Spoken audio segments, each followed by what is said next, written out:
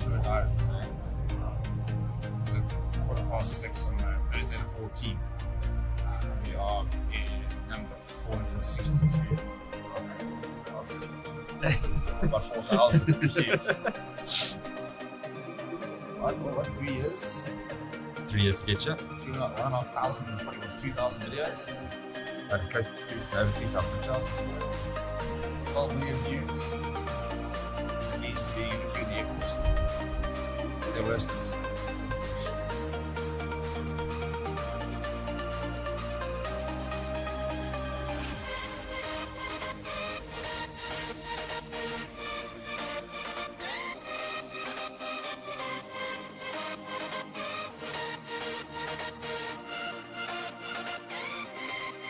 Yeah, we're really using this. I want to play and then you put through. But that's actually not that clear. I want to trigger the airline so you end up used to.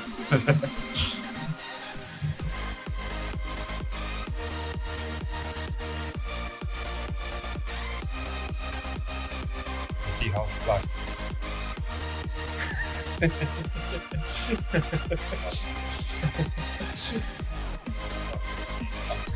Like it. Oh yeah.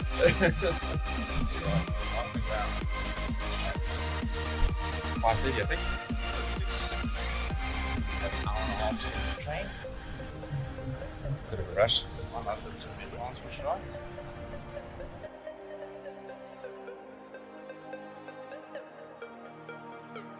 There's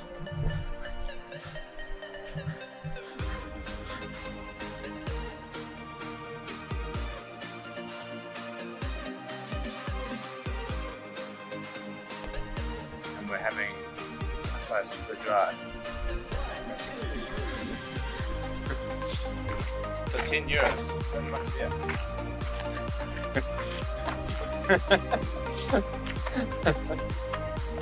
about 4 grand just to get this.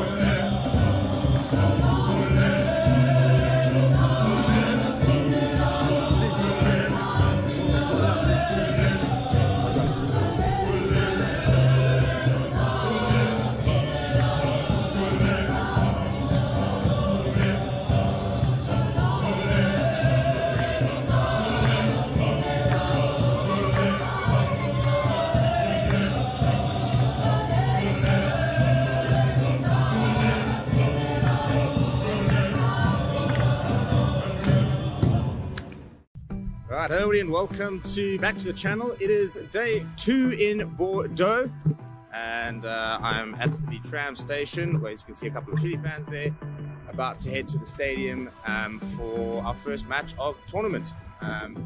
Seen a lot of South Africans here, a lot of, I mean, we're just on a tram now and there's just Afrikaans everywhere. There's English, which is the main thing, which is very cool to see. But yeah, Samoa versus Chile kick off at 3 o'clock, which is in about 4 hours time. It's about 12 o'clock, so yeah, we're about to head to the stadium now, do a couple of interviews, go and see a lot of the South African fans, get some interviews with some of the Chilean fans, Samoan fans who are out in their colours. Personally, might actually get a Chile shirt as well. But yeah, stay tuned for my first match day vlog of the tournament.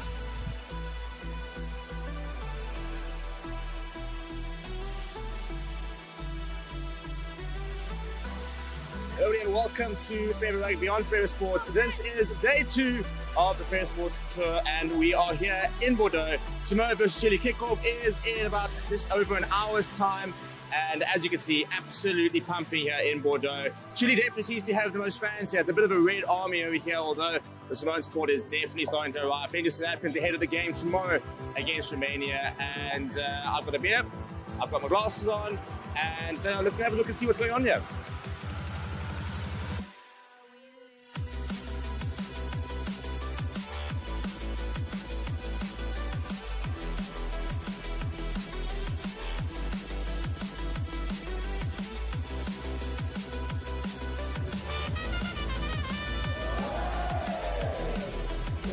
How's guys, so I've checked in here, sitting here at the photography stand, and yeah, I'm busy watching Chile warm in front of me. Very cool warm jerseys, by the way. I was actually going to contact to get their jerseys, but the actual warm jerseys are very cool. But yeah, sitting at the stadium, starting to put up. Just by the way, keeping an eye out for the Red Army. A lot of Chilean supporters in for today. It's just an army of red looking around here. The Samoans have come out there, of course, as well, but absolutely nothing compared to what Chile have got. And yeah, second ever World Cup game for them. They looked the part, a couple of players looking very confident around here. Very cool to sort of see it, and very cool to see how excited the fans are. We spoke to a couple of fans outside, and you can just see how excited they are to get involved in something like this. I mean, we all know how passionate of a sports nation Chile are, and the rugby doesn't seem to be any different.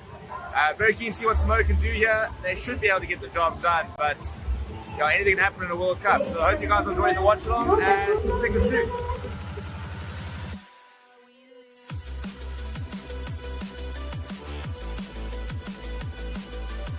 Okay, and that is game 1. Not the fight in Chile. Fan favorite team, they're absolutely brilliant side. From a people perspective, I mean, I've just left about 25 minutes after the game, half an hour after the game. They're still signing autographs, they're still changing their fans, so absolutely brilliant team that definitely has a lot of future. I mean, they were always going to struggle against Samoa, physically wise. It was tough for them to cope. But yeah, that is game 1 in the bag. Gonna go walk around the village a little bit, see if there's anything. Might get myself a shitty shirt, actually, the way things are going, and then head on home for a watch along before hopefully hitting the streets of Bordeaux later.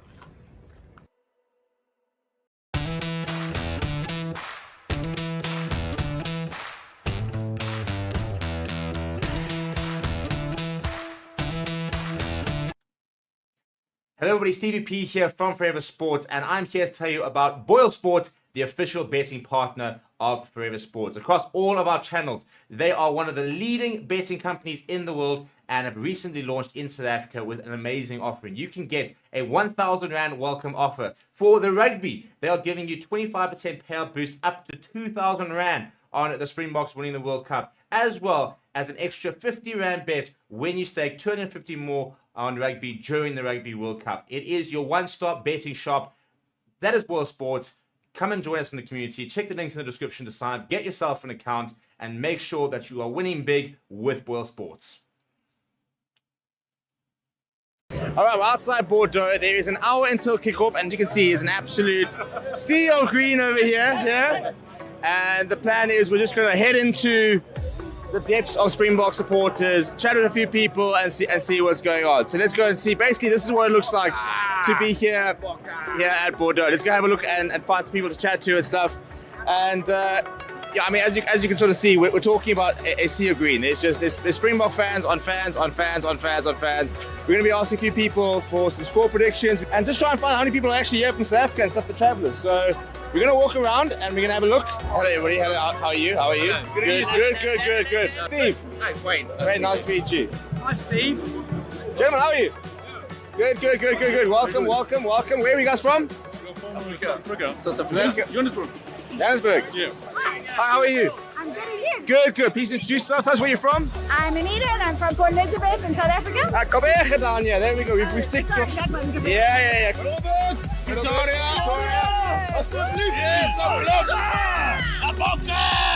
My name is Steve, we're from Forever Sports. We are recording over here, so we're going to cover all the multitude of South African supporters. Are you guys all from South Africa? No, you are. Who's got load shedding when they get back? Okay, I want to go stand with you guys. This is my load shedding buddies here.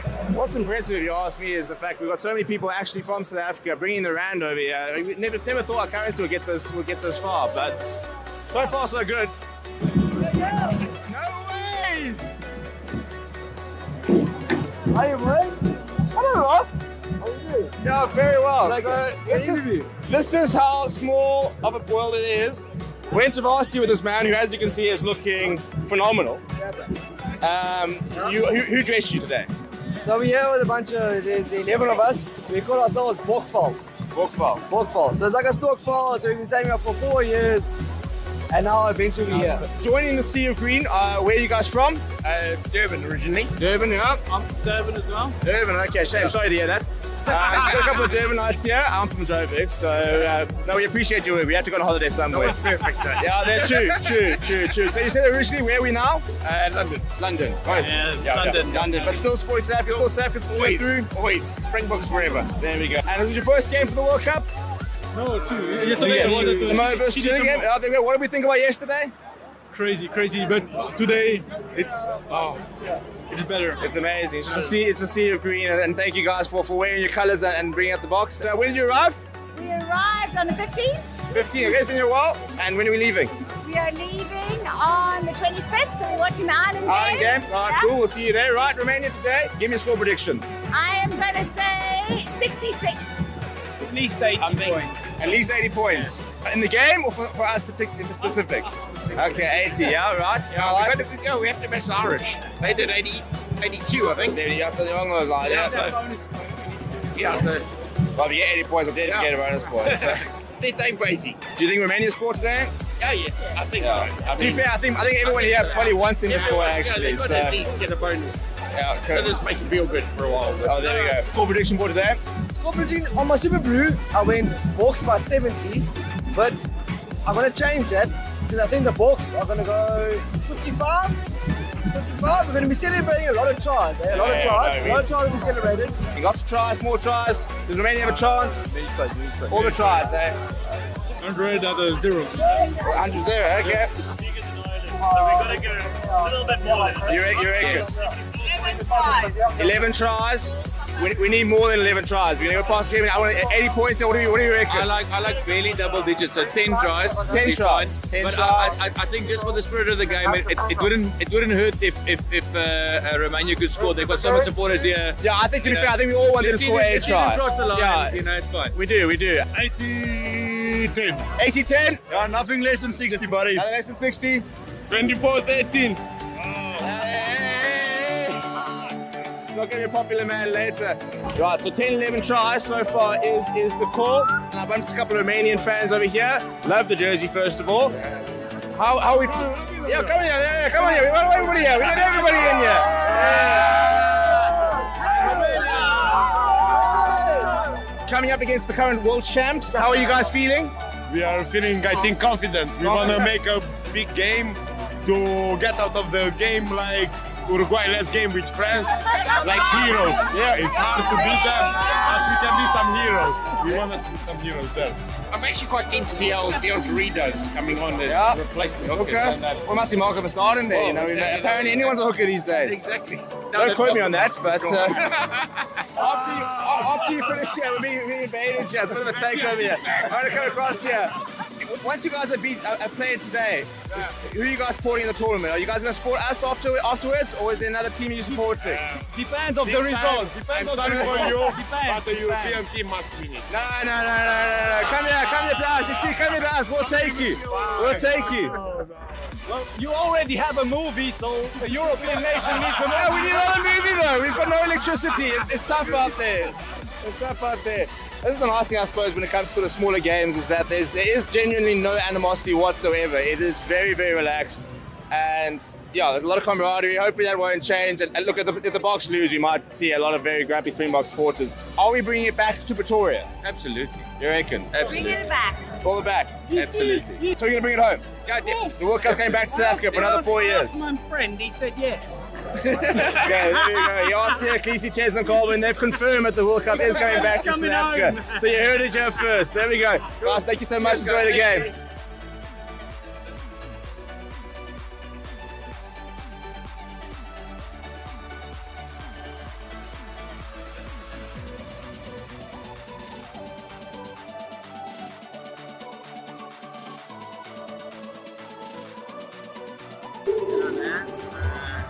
lineup, and we all laugh at James, who in Madrid is now. And we fucking there he is. Look at him. Look at him. There's the rain come already. Unlucky way.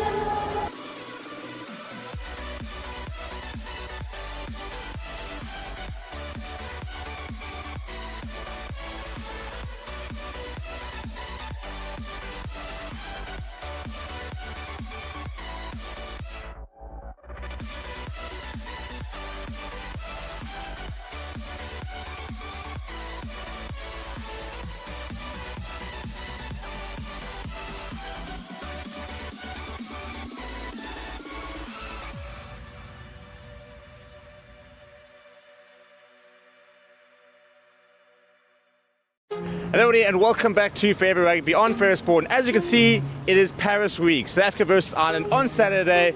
Welcome to week 2 of the tour, the first official sort of long week. We're in Bordeaux, we're now in Paris. We've got 4 days of build-up. The Springbok announcement is actually tonight. And come here, join us, subscribe to the channel, and let's go see Paris, shall we?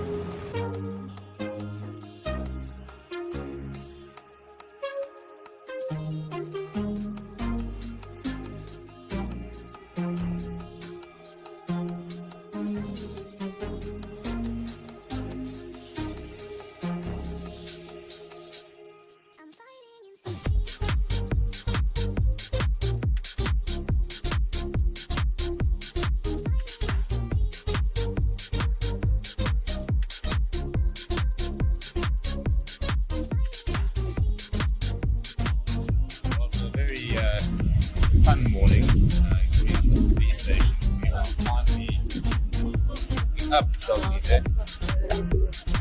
Yeah, of course, behind the camera and photos done yesterday, so we're having to sort that out.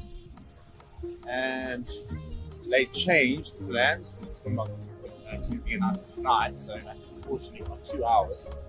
But yeah, let's go to Paris.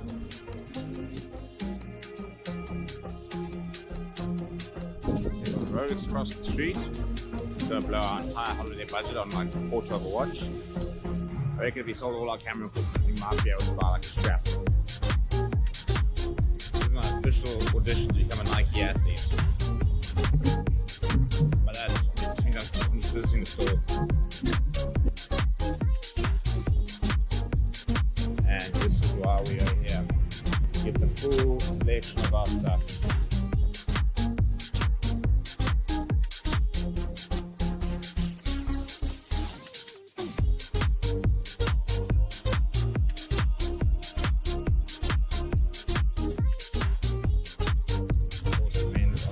Bloody floor.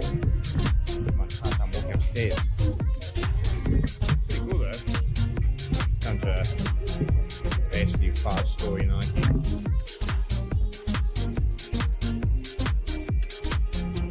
This is where it gets dangerous. You see French jerseys. You see lots of different jerseys. You see a lot of Euros.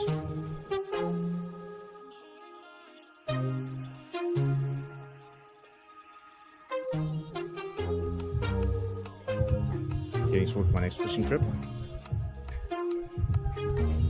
Look, right at home going to lock this in my khaki Air Jordan jacket.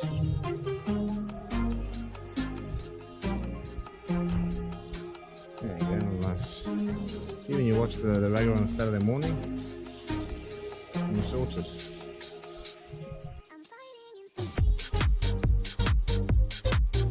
Alright.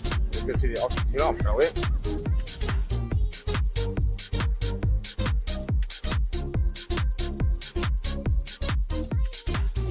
This is now my Cox 14 edition.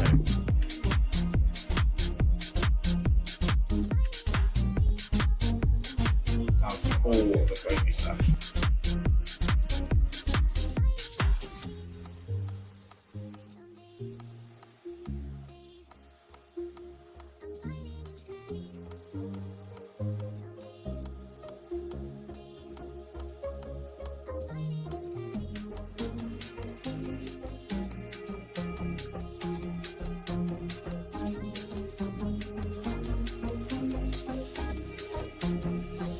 This is currently where I'm walking. As you can see, I'm actually just taking a stroll literally through the French countryside to go and report on the Box Paris-based press conference. No public transport out here apart from a bus that doesn't go the right way. So having to give it a bit of a leg, I tried to ask a couple of French people for a lift, and both, two ladies and a guy, all three of them shook their heads and said no anglais and drove off. So clocking in some steps. It's a half an hour walk to the press conference. Yes, I do have the camera and tripod and mics on my back, so this is going to be lots of fun. I realise the train's coming in the wrong side. Hello and welcome to Forever Sports. My name is Reese. I'll be talking to you a little bit today about one of our channel partners, BITDEFENDER. BITDEFENDER is a global leader in cyber security. BITDEFENDER is committed to defending people all around the globe against cyber attacks, as well as to transform people's digital experiences. In the next 6 months, Forever Sports will be covering major tournaments such as the Rugby Championship, the Premier League, the remainder of the Formula 1 season, as well as embarking on the biggest Rugby World Cup YouTube campaign ever. To ensure that these are all a success, it is imperative that the Forever Sports channels and platforms remain uncompromised. And with BITDEFENDER, we can be assured that our cybersecurity needs are being taken care of. To read more on BITDEFENDER, please be sure to check the links in the description of our video. Once again, thank you very much to our partner, BITDEFENDER, for joining the channel. I've been Reese here on Forever Sports. Thank you very much. Hello everybody, Stevie P here from Forever Sports, and I'm here to tell you about BoyleSports, the official betting partner of Forever Sports. Across all of our channels, they are one of the leading betting companies in the world and have recently launched in South Africa with an amazing offering. You can get a 1,000 Rand welcome offer. For the rugby, they are giving you 25% payout boost up to 2,000 Rand on the Springboks winning the World Cup, as well as an extra 50 Rand bet when you stake 250 more on rugby during the Rugby World Cup. It is your one-stop betting shop. That is BoyleSports. Come and join us in the community. Check the links in the description to sign up, get yourself an account, and make sure that you are winning big with BoyleSports. Chat. Yeah. Hello, everybody. Welcome to Fan Forum on a Thursday night in our usual slots. But as you can see, once again, Stevie has deserted us on his wild French adventures. And we've got one of his companions, his partners in crime from Marseille, which I'm sure you've seen around in the channels. Scotty, how you doing, man? How you doing? How was Marseille? And yeah, fill us in how that weekend went, and give us the vibe and how it all went. Yeah, I mean, Crystal, good to be back, but behind the lens after this put on blast early. So just talk us through your weekend there, Scotty. Okay, so well, listen, I arrive in Marseille at 11:30, get to Stevie's place. Bear in mind, my data roaming's not working. I have to buy a pizza from this place. He doesn't have. I'm like trying to call Stevie, but he only has the landline. So I'm chatting to their customers. Finally managed to get Stevie. Anyways, this is after trying to fit on the couch after a couple whiskeys, and it wasn't working. So I had to settle for the floor and the throw of the couch. So this was actually the following morning, while I was peacefully asleep, and Mr. Pettit was up early grinding, doing some editing. So this is game day. This is how game day began. And people, people might not know. I was supposed to join the boys potentially, so that couch had to be between the two of us. We had to decide shotgun and who was going to. But that was never. That couch is not big enough to even sit on, I think. I mean, I was leaving it there for you in case you made a late appearance. Well, I had a heads up of what the conditions were going to be like, so I thought, I'll give Scotty the couch there in Marseille, and hopefully I get a proper sleeper couch if I make it to Paris. Yeah. Yeah. No, but But anyway, otherwise, no, Marseille was immaculate. I mean, cheapers. You kind of actually wish the game was at 7:30 and not 9:00, because I mean, you wake up and it's a book day, and when it's a book day, that means there's going to be excitement and dopes involved. And when it's only at 9:00, and you might have seen some of the interviews post game, but it's a little bit blurry at that stage. But I mean, we went to a Bok Army event, which couldn't recommend more highly. And there were hundreds of South Africans. We did some epic interviews and some more questionable interviews with others, but amazing vibes. The stadium is incredible, and I was so glad that it was such a competitive game. No one, Tonga came to play. It was proper, and the cherry on top was just every single kick going over. I mean, it couldn't have been more geest out. But yeah, absolutely phenomenal experience. Amazing, man. I was just thinking, if you're not going to do Paris, then I think Marseille is the right venue, the next best place to go. I've seen a lot of other friends who have passed through there, and it looked really amazing. Marseille looks amazing. So welcome to everyone on the live chat. I see, Albert, you've made a link. Been a comment. This is live. I hope. I'm sure you are. The fact that you made a comment, you can see us. But anyone else around here, please share your comments. We'll have a look at them, put them up, obviously, and discuss some of them as well when we can. But as you know, Scotty, I mean, World Cup just marching along as it does, quickly into the final pool game. Obviously, the books aren't playing, but we can discuss some books later. Some little interesting topics also discuss around conspiracies and doping and some topics we probably might not want to say to Stevie, man, I don't know if we should want to discuss that. I think we should try to keep it to the rugby, but we'll touch on those topics as well. I think what we love about World Cup so much, it feels like a year of rugby chat and drama. Now put it in a month. Just it is non-stop. The fact that, Malcolm Marx being taken out of the World Cup feels like years ago at this stage. These conversations are just ever changing, and the amount of things coming in and out, it's been super interesting. But let's get stuck into it. Yeah, no. So we've done quite deep dives on the previous rounds in the previous shows, but let's just quickly run through last week, starting off with Japan Samoa. Japan got the win there. It was very, very 50-50 in the fantasy stakes. I mean, I must admit, I was on Samoa. I was hoping they would gel, and physicality and a bit of flair would have crossed them over the line there. But it was also a very strangely ref game, a very kind of weird game. Samoa did still, got the cards, came back. But Japan winning, do you say that was fair in the end of the day? Yeah, I think... I'm glad they've won, because I'm excited for their final game of that group. That's going to be incredible versus Argentina. That's going to be a proper spectacle.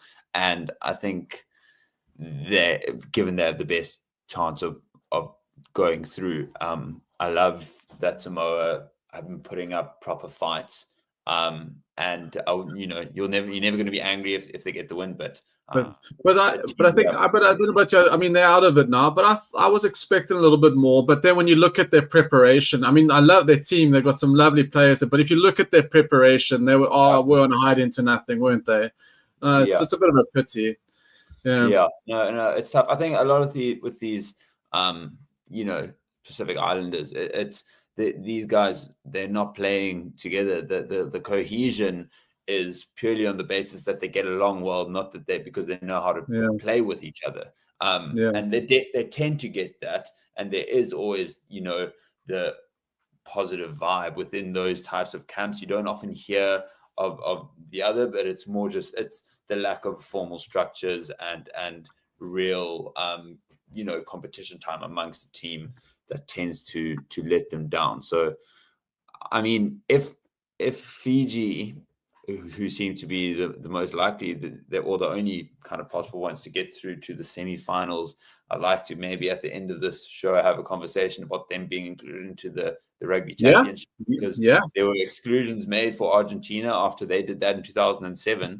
So why not the same? Yeah, I have my opinions on how all the rugby could be formatted going forward, because rugby, I mean, let's not go too much off topic, but at the moment, rugby on and off the field is not the product that we want it to be, really. Quick on to New Zealand, Italy. Wow, hey, there were murmurings that Italy might win. That was never ever on the forefront of my mind. But the fact of this whole Italy conversation, it goes back even to the inclusion of, we're talking about Fiji and Championship. Italy's inclusion over 20 years of the Six Nations was not supposed to lead to a performance like this, right? So, I mean, New Zealand would be New Zealand, and Italy, how they were not motivated, unless they've been aiming for France all along, and this is a dummy. They're fooling us, but I don't think that's the case, right? But what are your thoughts on that game?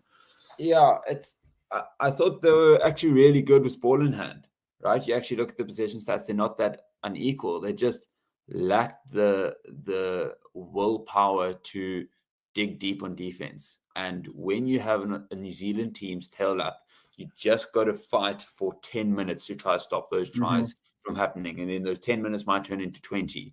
And that's how you just keep them down. But it's Italy.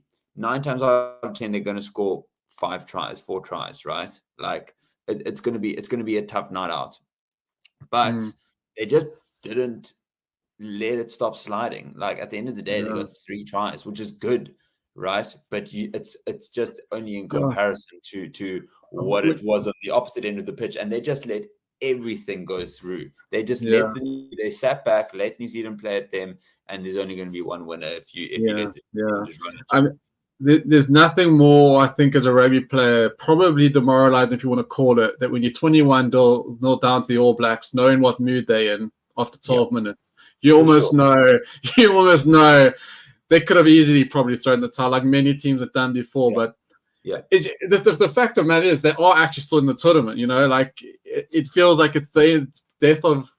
It doesn't, but it just doesn't sit right. It doesn't feel right. It should have never happened, but it did, and it does. Again, are we now?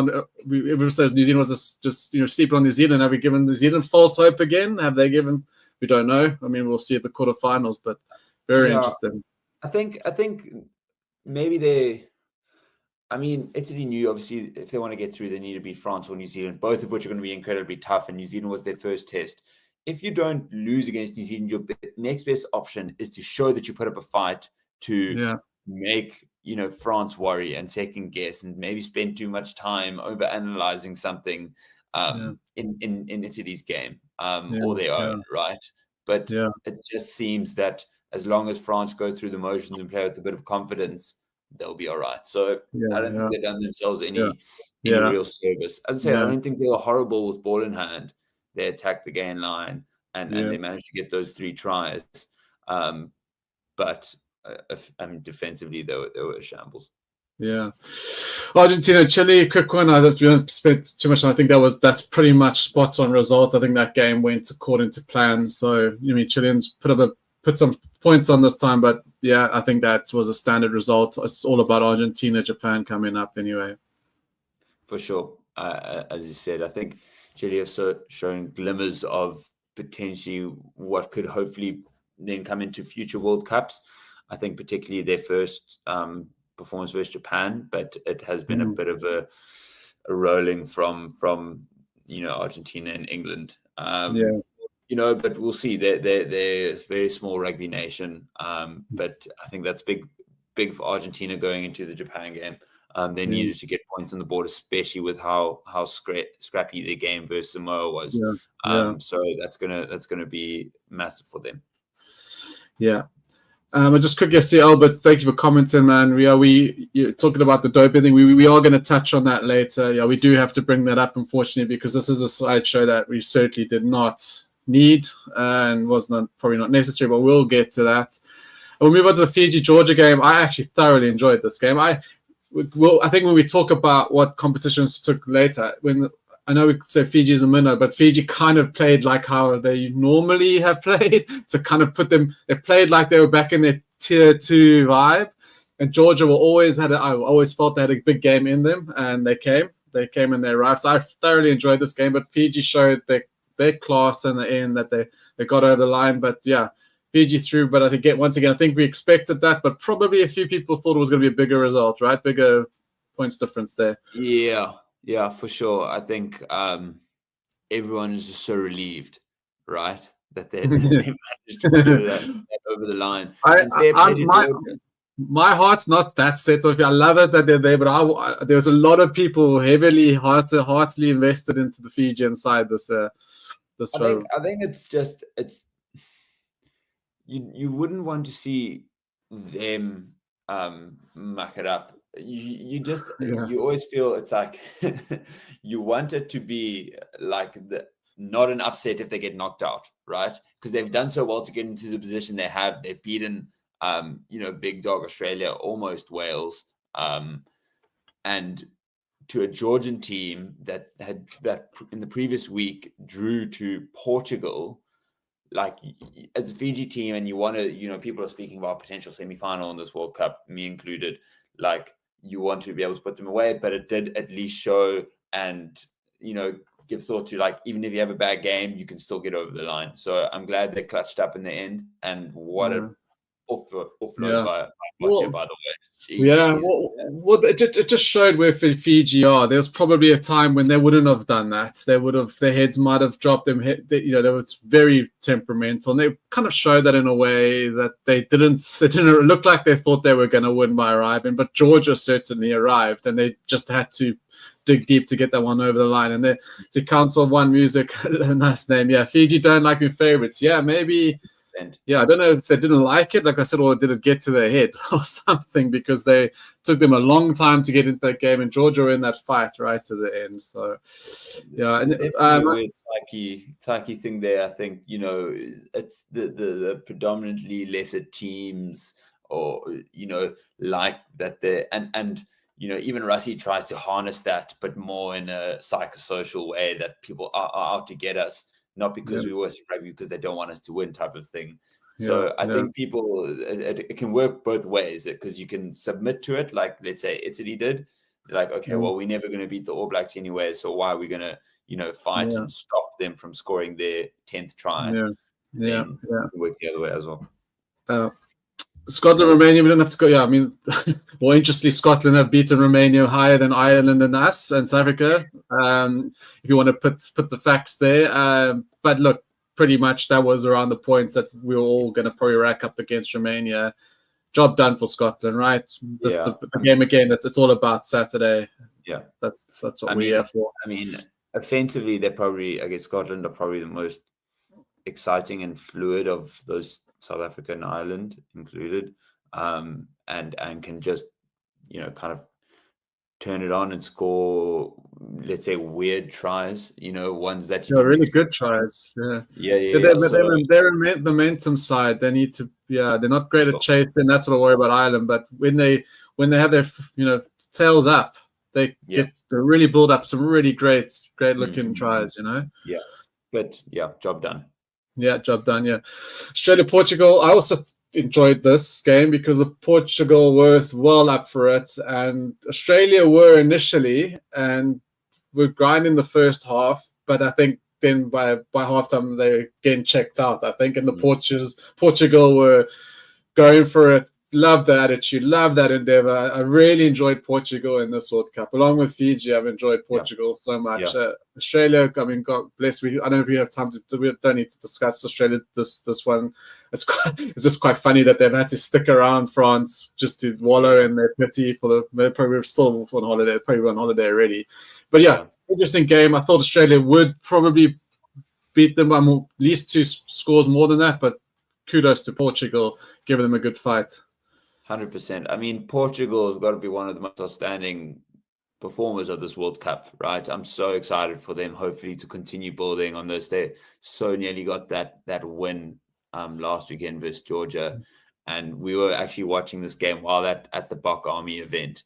And jeepers, you would have thought, that green part of Portugal was living large in the box setup with all our green jerseys on. There was a huge Portugal contingent all of a sudden. But no, really great. And yeah, I guess we'll still. I think Fiji Portugal this week is also going to be a lacquer game to watch. It's going to be a good one. Much so. And Fiji can't rest on their laurels. Yeah. And this is actually a nice segue because we'll go on to the box. Actually, you were there, as you said. Return of the prodigal son, King Pollard, returns and does his thing.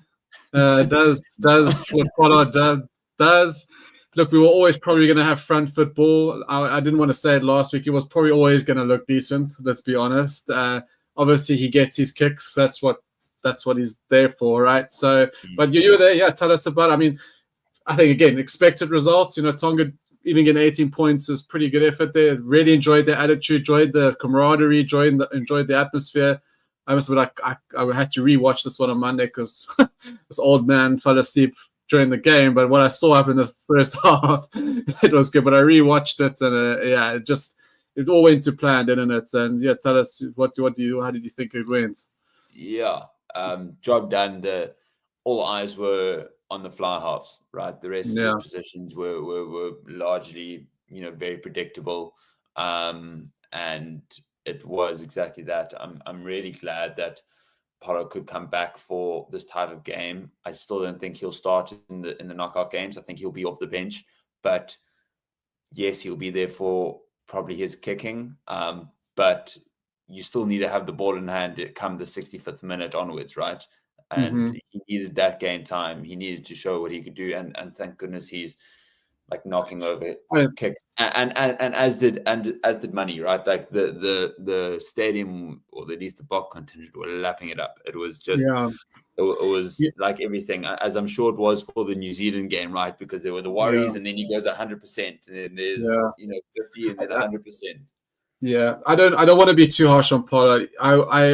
I want him to do it. It's only going to be good for us if he's, if he's doing his thing, and he did. And I watched him. He looked good. He looked fluid. He looked fresh. He looked right. He looks ready to go.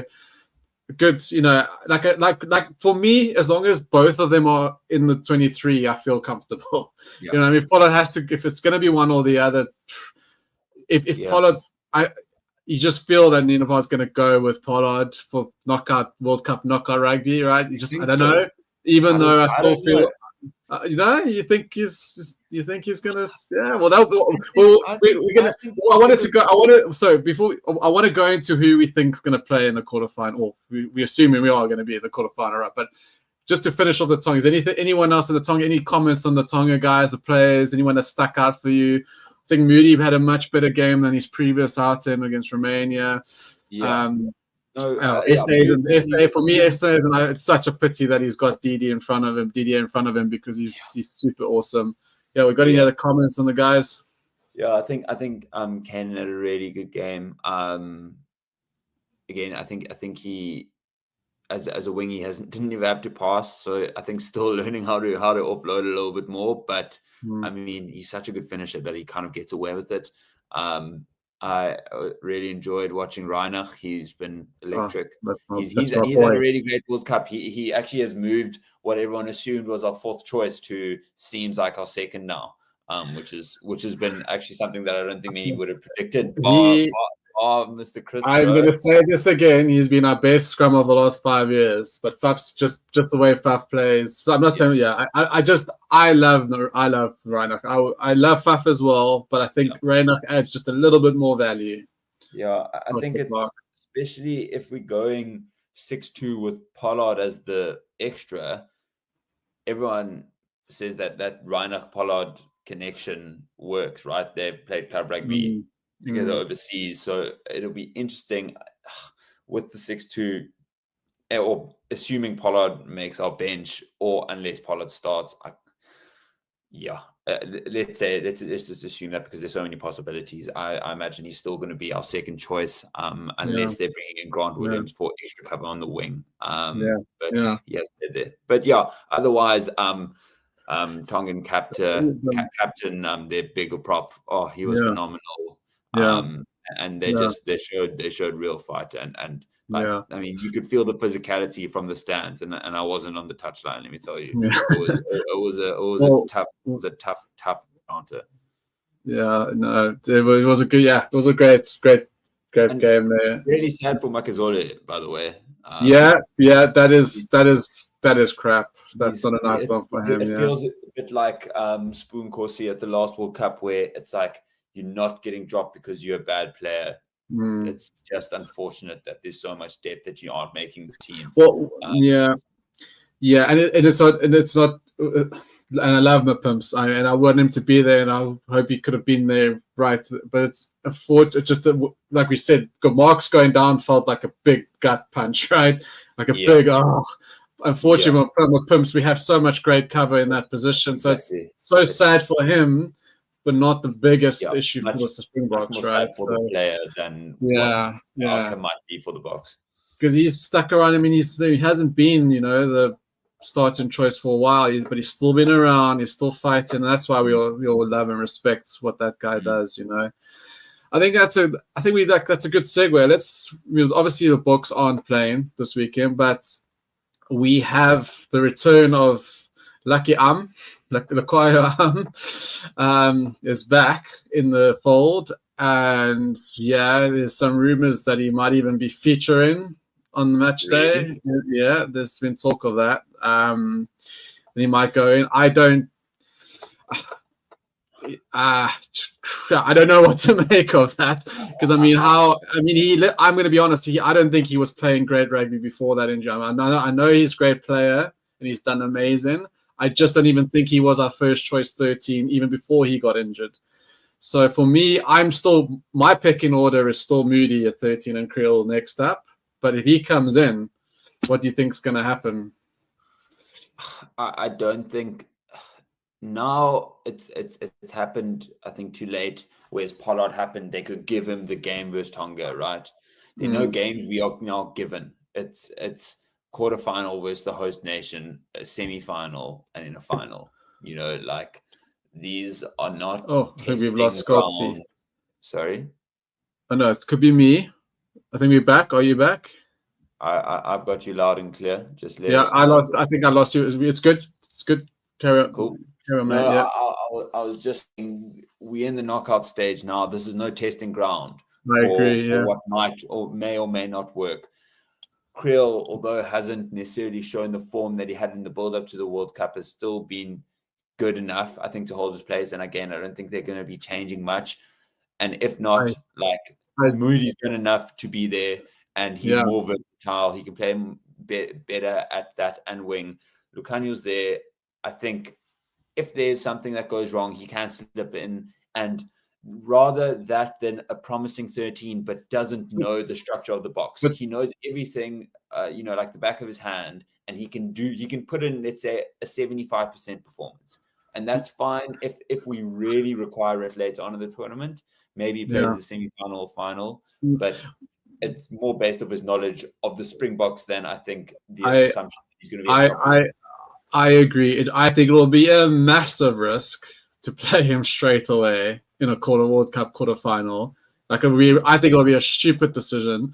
Okay, if you're going to bring him in, you're not going to play him. Well, you haven't. Then what you brought him? It seems like they maybe brought him in just because it is Arm and he's experienced and he's been there, and that's a great person to have in the squad. It looks like the guys like him and love him.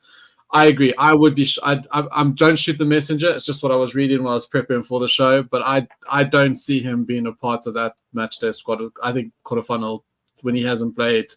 How can you take that risk? I don't think it's feasible at all. Yeah, there are just certain decisions that you feel are more likely to rock the boat than they are to bring a bigger influence to it. And it's not like everyone is speaking about this real gap that we have at 13, like people might be more speaking about at our reserve hooker position, right? No one's speaking of it in that way. It's not a problem that he's solving, much like we don't have at wing. When Makazole went missing, it's not like an alarming issue. So advisory role, but he's there if need be, and he can slot in, and people will have full belief in what he can do, and maybe just a slight worry on what he can produce on just from a business point of view, I guess. Yeah, well, this topic has brought up some comments, fired up some comments. Arm class is permanent from Albert. He could go to wing. Creel, not a natural wing, so he needs to be 13. Didn't say we won't tamper with the first team, and no way he makes the squad. Acre in that one. Rusty did say he might go in the semi. Okay, so let's not take the risk in the quarter. Let's take the risk at the semi. Sounds good. Because for me, if you're going to bring him, you got to play him at some point, right? And Carter Arm is one of the smartest. Yeah, we know he's smart, but if he's got no knee and no form, like that 13 position, he's going to get eaten alive. France are going to eat him alive if he's not on his front, on his best game. He definitely can't play. He definitely. I'll be shocked if he plays in the quarterfinal with France. Yeah. I'm hoping that we get through that. Like on paper, the opposition will be worse than France, and that's maybe where we'll see him. But again, and also because he would have had more time to recover, obviously a whole extra week. But it would still be surprising if he makes a matchday squad to me, unless something happens, another injury. Like we only have 2 reserves on the bench, at most. We haven't seen a 5-3 split in the box for a very long time. And unless we are willing to ditch the bomb squad now because of Malcolm Marx, maybe that's a part of the discussion. Well, Marx has disrupted. I've been saying that we can also he's so crucial to just the team and dynamic in general, from 1 to bomb squad, and I think he's a big factor. Do you see any other surprises? I really don't like counting our chickens before they hatched. Yeah, but talking about a quarterfinal. But do you sense any other surprises? Any else that might come in? Maybe Dwayne Vermeulen, Lisa. That I think the starting. I think that the first team in inverted commas, if you want to call it, is pretty set. I think we pretty much know who that starting 15. Except you call in LeBook. If we get to quarterfinal, LeBook starting at 10, not the other way around. Start Andre, hopefully build up some lead, and LeBook. I still think LeBook starts at 10. That's what I think they'll pick, and what I hope they'll pick. And I think probably the one that's most not confusing, but up in the air would be, I think, Vermeulen Visa.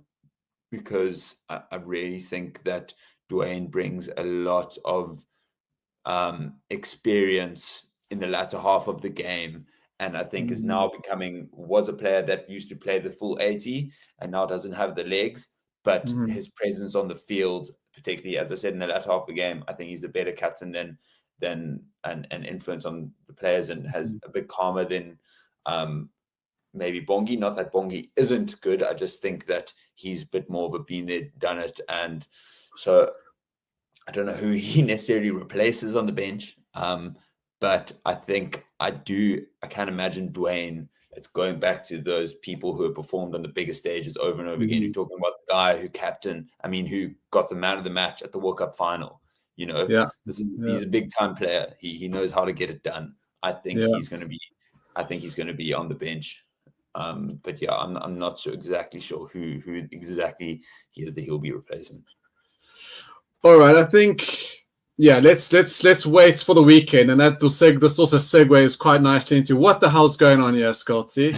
Hey, listen, is this real? Is this happening? Sharing a croissant. Are they sharing? They look like they're having a nice friendly chat, about life and their partners and where they're going to go on holiday after the World Cup. No, that's the only stuff they're talking about here, right? How to make sure that they are both have a bonus point and they win, and that Scotland wins by 8, something that's never been done before. That Scotland have never won, by more than I think 7 since 2001. But this weekend. But I think we can, guys. I think we know that this pitch is old, Scotty. I think this is not the latest. It's good fun. Unless Farrell can grow a beard, faster than any known human being before. I think it's been told that it is. So nobody worry in the conversation. well, let's lead in. Yeah, let's lead into the big game bar in the Japan Odds game. This is the bit, obviously, this is the marquee game, isn't it? This is the big game of the weekend. So here's the Irish team. Said I don't think pretty much that's full strength, right? That's the team that ran out against us, I believe. Yeah, I think it pretty is. much. You have to go full strength. So any comments there on the team? Obviously, I think we expected this, right? It's a must-win game. I don't think Dan Sheenan started against us. No, he didn't. No, he didn't. No, they were calling for him. Yeah, that's right. So it's full strength, and Ireland have gone full strength pretty much every single game. And they've been one of the only teams not to be rocked by injuries or major concerns. So again, firing, they're gonna want to take some confidence. I think that they get the job done. But who knows? So it should be a cracking game. Yeah, so exactly. I mean, what's your prediction? Yeah, I just don't see anything less than an Ireland between 10 and 20 point win. Probably, I think classes that Irish team has got two. They're just too good. Scotland are good as well, but I mean, as we talked, they've got I love their back line. Everyone who knows me knows I love you, Jones, too much. But we just spoke about Hamish Watson not even making the side. They're going for a bit more. They're going for a 6-2 split, and it looks like they're going to go for one last hurrah in the last 20 with a power game there. With the reserves they've called there. But I love Scotland. I just think where Ireland are, what they've got to lose if they lose this game, they're going to be switched on. I mean, Scotland might run them close for a while, like they did at Murrayfield. I think it was this season at Murrayfield where they were running them pretty close for a while. But Ireland went to the next gear and Tel Aviv, Scotland, and that was it. I think the same thing will happen. For sure. I think at the end of the day, a lot more things have to go right for Scotland for them to get a result out of this. And Ireland need to go through the paces and play well. Of course, they need to play well. This is no walk in the park versus a tier 2 nation. This is a Scotland team, which is going into the World Cup, we're saying 5th in the world, right? So by that logic, they were at least making the quarterfinals and probably the semis if the draw was done maybe a little more equitably. But a strong team on both sides. I really, it's that Irish front pack is it's incredibly strong. We saw what they uphold a 7-1 South African split. And they managed to do that and hold us out there. So 6-2, I think maybe they're trying to bolster that. Maybe try to win a couple more penalties. Finn Russell's going to have to kick everything over, and they're going to have that back line, which is it's such an exciting back line. I really love watching them. They're amazing. I'd love to see them in this. I mean, it is a knockout game, right? At the end of the day, but it doesn't have that same feeling in the air. You say group stage compared to quarterfinal, but at the end of the day, let's call it a round of 16 because it is that. I don't think Ireland by that many though. To be honest, I think less than 10. Oh yeah, okay. But yeah, Ireland by 8. Yeah, okay, fair enough. Yeah, and comments also on Jamie Ritchie as captain. There's some talk that he could be even the Lions captain come Australia time. He's been quite inspirational captain for them. I really also enjoyed his attitude. It doesn't look like a big physical, exteriorly, but obviously he's got the heart of a lion like all these guys do. But I really enjoyed him. He's captain in this side. For sure, he gets behind. I think people gravitate towards him. It seems like a very close knit team. They clearly respect him. I guess the Lions pick was whether he will be the Lions starting 6 come the next tour, or if he's that big enough of a figure that it warrants his pick over any other 6 that would challenge him. But no, he's quality, and I think kudos to this Scotland team where previously maybe it felt like a handful of players, maybe 3-4 really star players were pulling them through. This it feels like a really strong team, which you couldn't always say about. Yeah, there's obviously a lot of talk that this is actually quite hard for Scotland, isn't it? Because there's a lot of talk about the crew group that's coming through. Their age group teams are not strong at all, and this is probably probably one of the strongest Scottish sides. You could probably say the side was stronger than their last Grand Slam winning one back in I think it was 1990. And this team would be finishing top of those other pools with no doubt. They'll be top of the pool for sure. And going, you know, it's just so it's gut wrenching. It's gut wrenching for them that this has happened to them. With this team deserve better. Hey, they beat Scotland. They beat Ireland.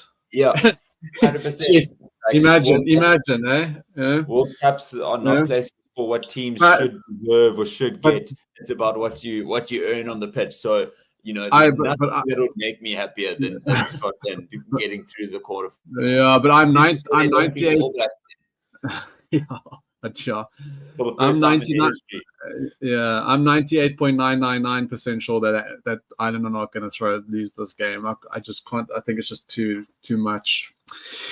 Anyway, we can move on to, actually, before we go there, I want to go into the betting. Betting said with Boyles and myself, we've been running this betting segment for the last 6 months, and we've been cruising on pretty all right, actually. We're on to about 12 winning selections out of 13, if you include the leans, which don't get added to this record, but quite nice to mention that we're on quite a run there. And last week we had Fiji, Georgia second half with Argentina, Chile second half, highest scoring double at a nice price. And that was pretty comfortable in there. I was calling it Fiji, tight game. Second half's Fiji are quite solid. And I thought Argentina, Chile Argentina started hot, and then we had a nice quiet 20 minutes, which was what the bet needed, because cooled down the first half scoring, and then obviously Argentina got too strong in the second half, and Chile got some points. So, hey, we over the line again there, and we up to a cool 26.26 units profit at 64% return on investment. So, yeah, pretty chuffed with that record. If you guys are following, to say we're using BoyleSports as our odds quota, bookmaker of choice, obviously sponsoring us in this campaign, and we're very grateful. So please, if you want to join Boyles, click on the link in the comments, and you'll get a sign up bonus, nice R1,000 welcome sign up bonus. And I'll be honest, as knowing South African bookies, some of the best odds are on Boyles for rugby at the moment. They're giving some good value there. So take a look if you are into it.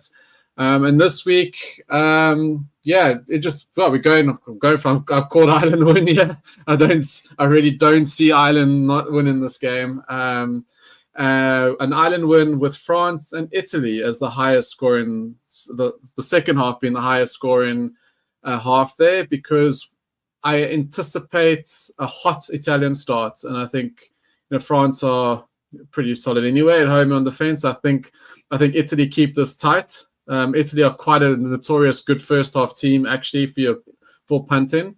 So I think Italy have got a lot to prove. This is their last chance saloon to prove that they're any good for any reason. So let them have a good first half, and then I think the second half we'll see some more points come in there. So the doubles at about just over even 3 units. We're getting a little bit more juicy on the units because we've got some profit to play with there. So that's the double for the week.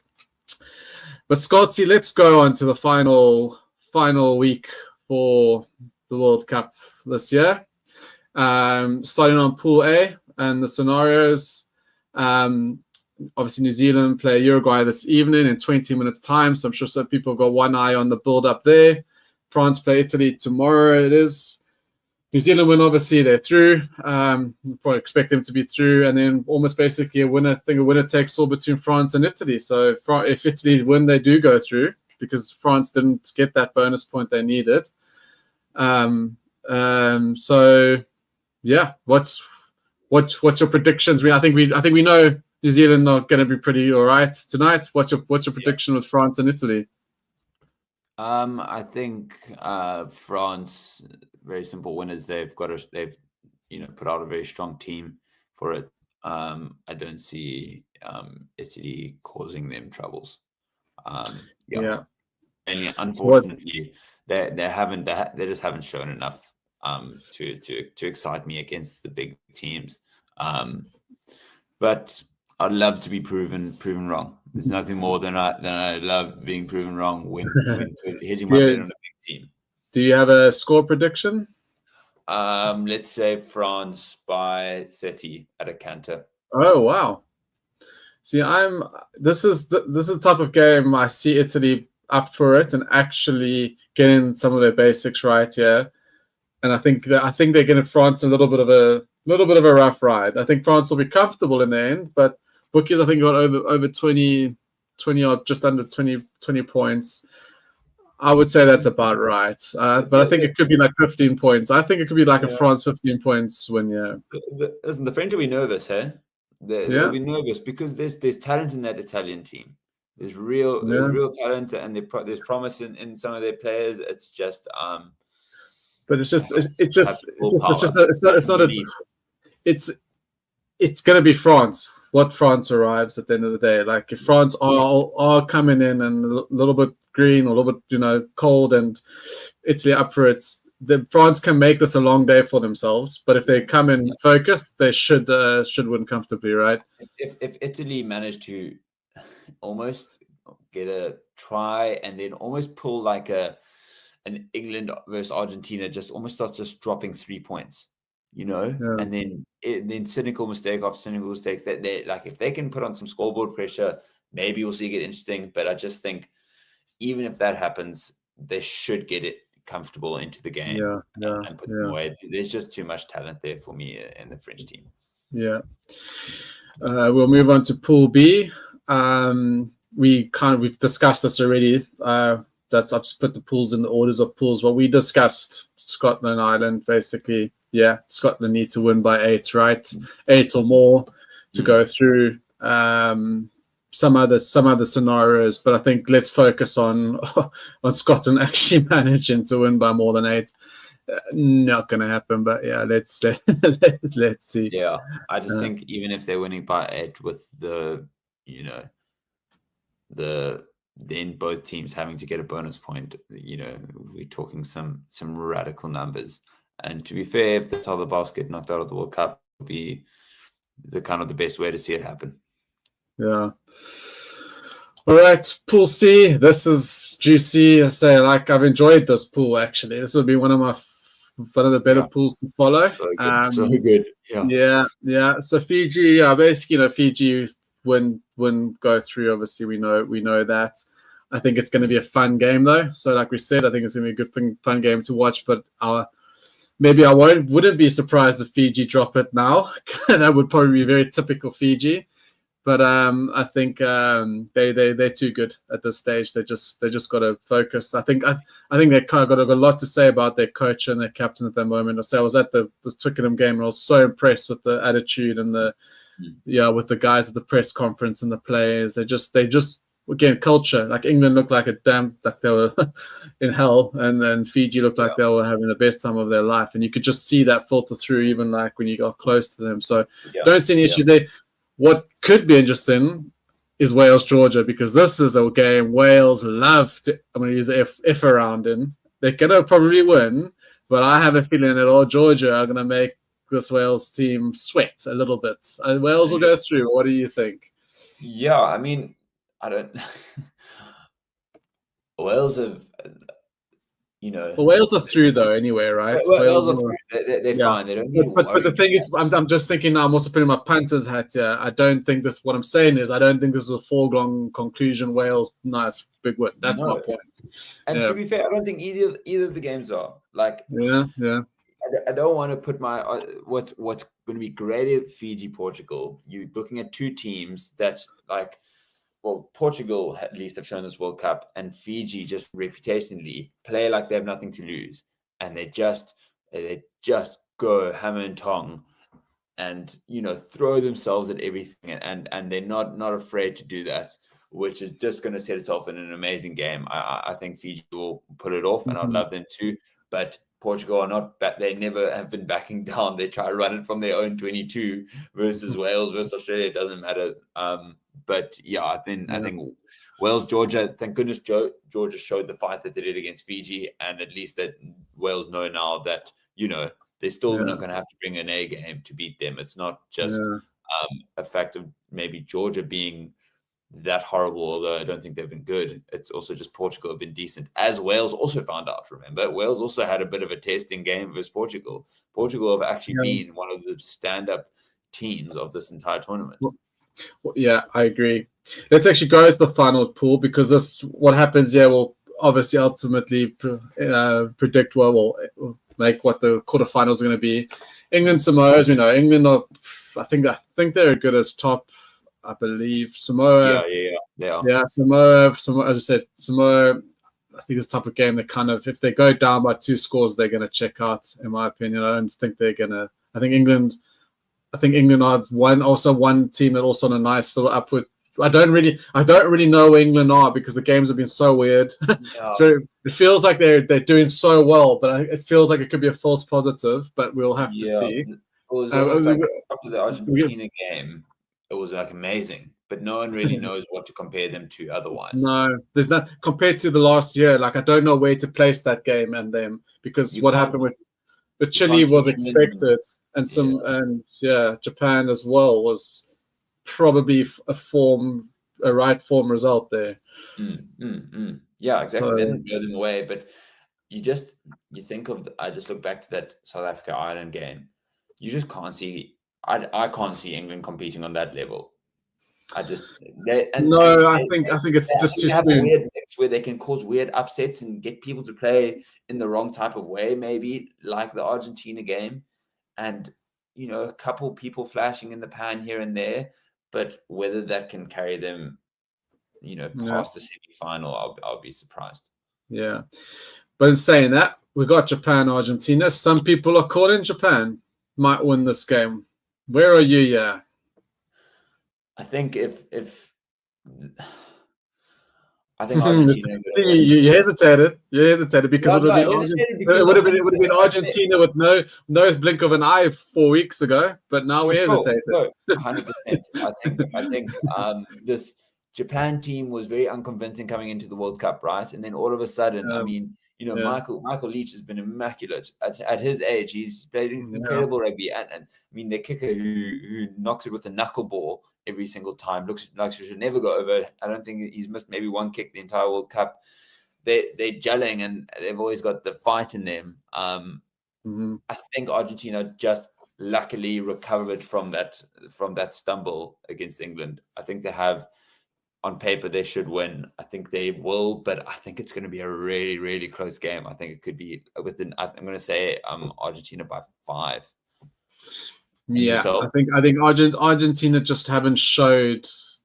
It just feels like a game that they can rope Japan in. Well, Japan can rope them into a little bit of a dogfight, and then it could get squeaky bum and sweaty for the Argies there.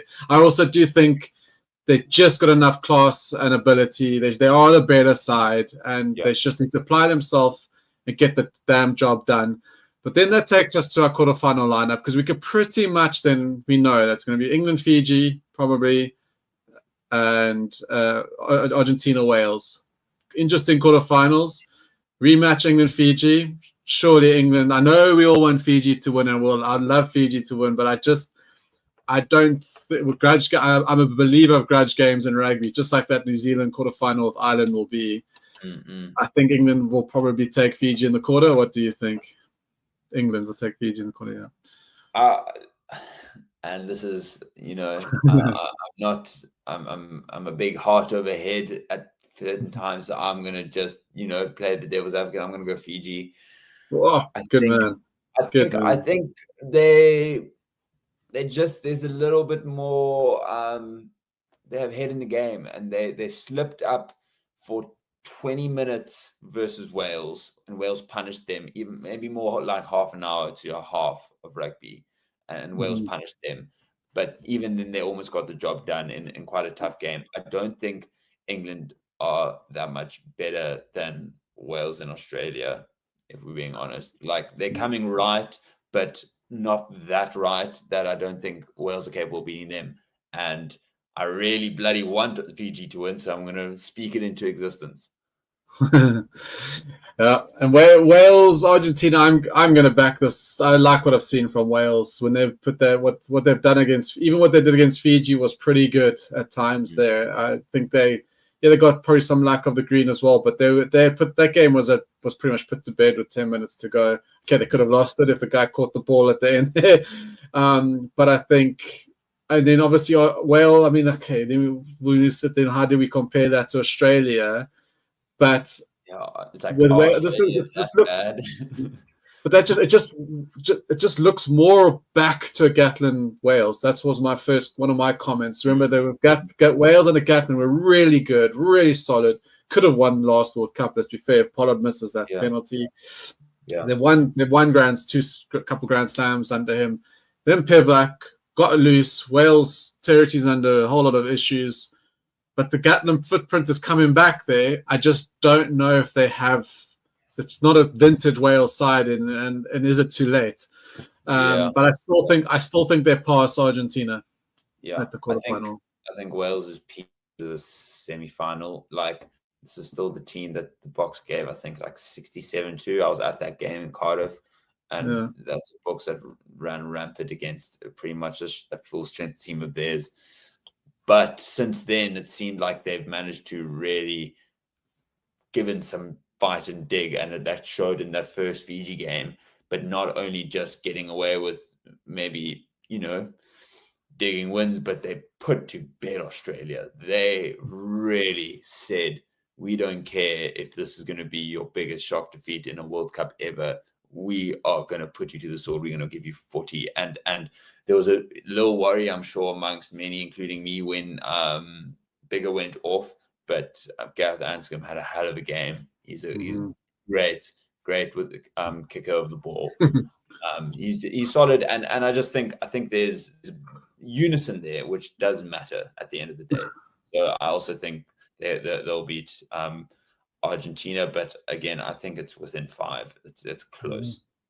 I do enjoy this coming from Albert. England might beat Wales for boring. Yeah, you're right. I mean, those 2 warm-up matches were something else to behold. Jeepers crow. Yeah. Jeepers. That leads us to the World Cup. I don't think you have anything, if you want to add anything for this weekend, but I'm looking forward to the final round. But we have 2 hot topics that we mentioned. Let's save the doping for last. Let's save the best for last, should we? Or should we start with doping and go on to how we see, because we talked about Fiji now and the justification of them for a Rugby Championship, or what a Rugby Championship could look going forward. Box into 6 Nations, which that is coming. That's going to come. Even though no one's going to like it. 6 Nations? Eventually they will, yeah. It's just too commercially not, has to happen money-wise.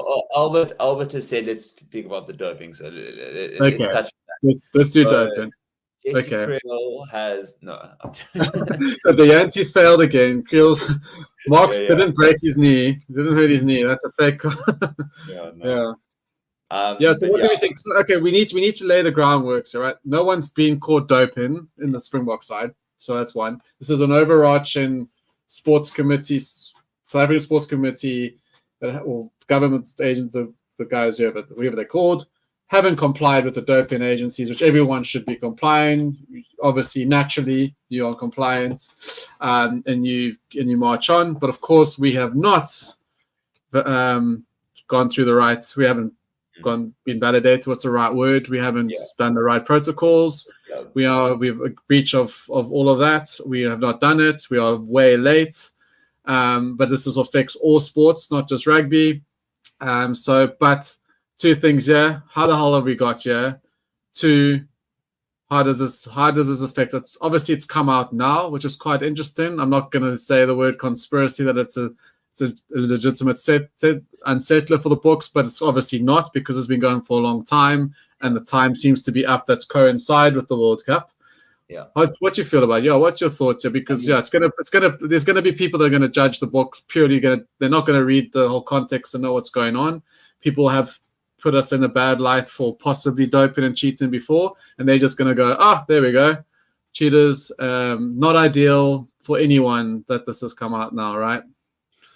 Yeah, I think first and foremost, the release has got nothing to do with the practices of how South African sports associations test our players, right? So we aren't doing anything from a practical point of view differently to the way we should be doing it. The fact of the matter is that on paper, we have to have a policy in line that matches what the world expects from us from a nation competing in these big events.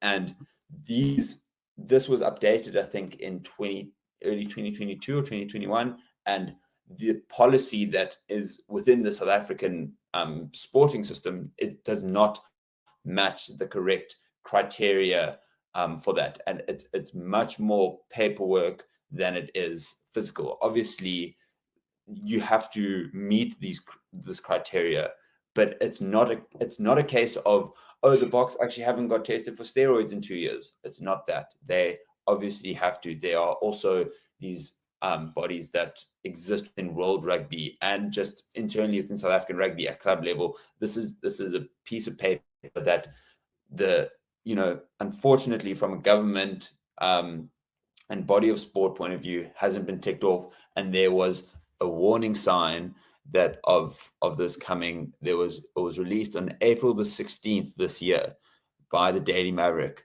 and they said South African athletics teams, cricketing teams, rugby teams, all might have to perform outside of underneath the South African banner as a result of this. This was in April. And again, like, we have been up until now. If we didn't, we wouldn't be allowed into these events. But it's merely something that's getting over the line. Apparently, it's being processed. I think they can get it done. But it's just a classic headache. That's for no reason. Yeah, and this is what I was trying to allude to, probably not as eloquently as Albert has said, and this is what I worry about because of hearing. I've been on as you might have been.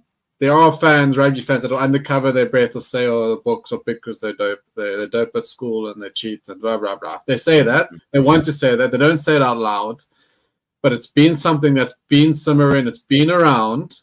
And this is going to, like, world media and probably fans start calling Boks cheats and dopers, or can the Boks management prove it's not about the Boks doping? You would hope, I assume the Boks get randomly tested. I'm sure they do, like every team. I'm sure the guys get put forward to be tested. So I don't think it's, I wouldn't believe anyone's deliberately doping and cheating the system. But this is going to, if we do progress, and I put my hands up, I don't think we've been in France, but if we do progress and we start winning, is this going to rear its ugly head? And I think there's certainly going to be factions of the media that are going to go hard at the Boks. Yeah, they're going to, and in a way, thank goodness we aren't playing a quarterfinal this weekend, because it would have just gone berserk if we were, and people would be running with it. But I think, as Albert said, this is a government body that's dropped the ball. This is not the players. This is not the staff. Perhaps SARU could have been pushing harder, but it's not a SARU issue. But there's only two people in the world, two countries, I think it was Bermuda and us. Like, how can you not, unless you're really that incompetent, like really dumbass, how can you not, unless someone's going to say, well, what you hiding, potentially, Yeah. So it's gonna open up all of this Pandora's box, and it's just, it's just such terrible time. It just mind actually boggles. Like Stevie says, it's such a South African story. It's so South African. Like, I mean, we can't. It's actual piss up. You can't organize a piss up in a brewery. Those guys at the moment, Yeah, and I don't see it. If they don't get it sorted, and we can't sing, we can't play under the banner, and we can't have our flag on our chest, and we can't sing the national anthem, that's actually the only way I see it really getting to us. I don't think the media outcry will. I don't think this Bok team, they know their stuff. They know they aren't the ones in the wrong. They haven't been cheating the rules. So if it gets to that point, I think they can. That's when they might internalize it. But until then, hopefully we can just get bloody paperwork done. As you said, these oaks, we've kind of, at least we can fall back on the chance that there are other parts of our government that are also less than competent. It's not like we are a perfectly put together nation without an existing problem ever, except this one, because then that would raise eyebrows. But it's like, I see campers. We haven't done this, that's the thing that we haven't done. It's not our preparation. It's like, something completely out of the Springbok camp's control. Correct, and the campus comment here, and this is also typically South African, the government, as we know, it's about the word, and the government said it doesn't align with our constitution. That's their typical attitude. That is their attitude. That's the problem. They have this attitude that they know better, they're better than everyone. It's all power struggle. That's what it is, and they want to change. But the thing is, why? Like for me, like why? Surely the first thing you do is do this right to protect. That's your job. This is literally, you had one job, bro. Like, get this right. Protect our South African sports, and this is just not what the books will need. But maybe it also galvanize them. But I mean, I don't believe it's going to get to that we're going to be not playing under our flag and all that. But it's going to cause a palaver. Hopefully it galvanizes us in a way as well. The books as well. Hopefully, I don't see it affecting the books. I think we also affected. I don't see this book team being affected by stuff like this. No. There's so much nonsense chat as including us. We speak a lot and we chat a lot. They know how to ward off a duck's back, and maybe that's less internal, but at least outwardly facing. Which means we believe that they're not doing that's not affecting them, and until it shows in their performance and really emotionally, which none of them have, it's I expect it to be the exact same. And they built a reputation of that, not acting out, and just jumping against the one oak on Twitter, essentially bar Russie, but everyone knows that that's kind of his role. You compensate for the rest of us. You can be our voice. Let them attack you because you're not on the field trying to kick a goal in the 97th minute. Let the attention go on him. So he'll probably have something to say, and if anything, like in some reasons, I'm like bummed, but otherwise, thank goodness there isn't a press conference this week, because there would have been words and kind of clickbait things going on there. See, we for the fans, bro. Let me do something. Yeah, can we? Okay, you see. We're here for the fans. Here's a score update, guys. There we go. It's 0-0 after 4 minutes. We'll keep it live. Well, I'm here for I'm here for the people. I'm here to give out winning bets and good love, good vibes, and content here, right? So there we go. There's a live score for you guys. If you are worried, I'm sure everyone's got half. They probably got half. The TV's on already anyway. So, but anyway, Scotty, I know. Yeah, I love this topic about championships, and like I said, that's South Africa to be possibly. Okay, I'll say possibly, but I still think it's down the line. But that's because, let me just premiere me out. I'm a believer in a universal World Rugby calendar, universal calendar. I think we got to get to that point. And I've got with international, for me, I feel there's got to be 2 tiers going on all the time. And I love the relegation promotion vibe. Like, have a tier 1 Six Nations, tier 2 Six Nations, play it at the same time.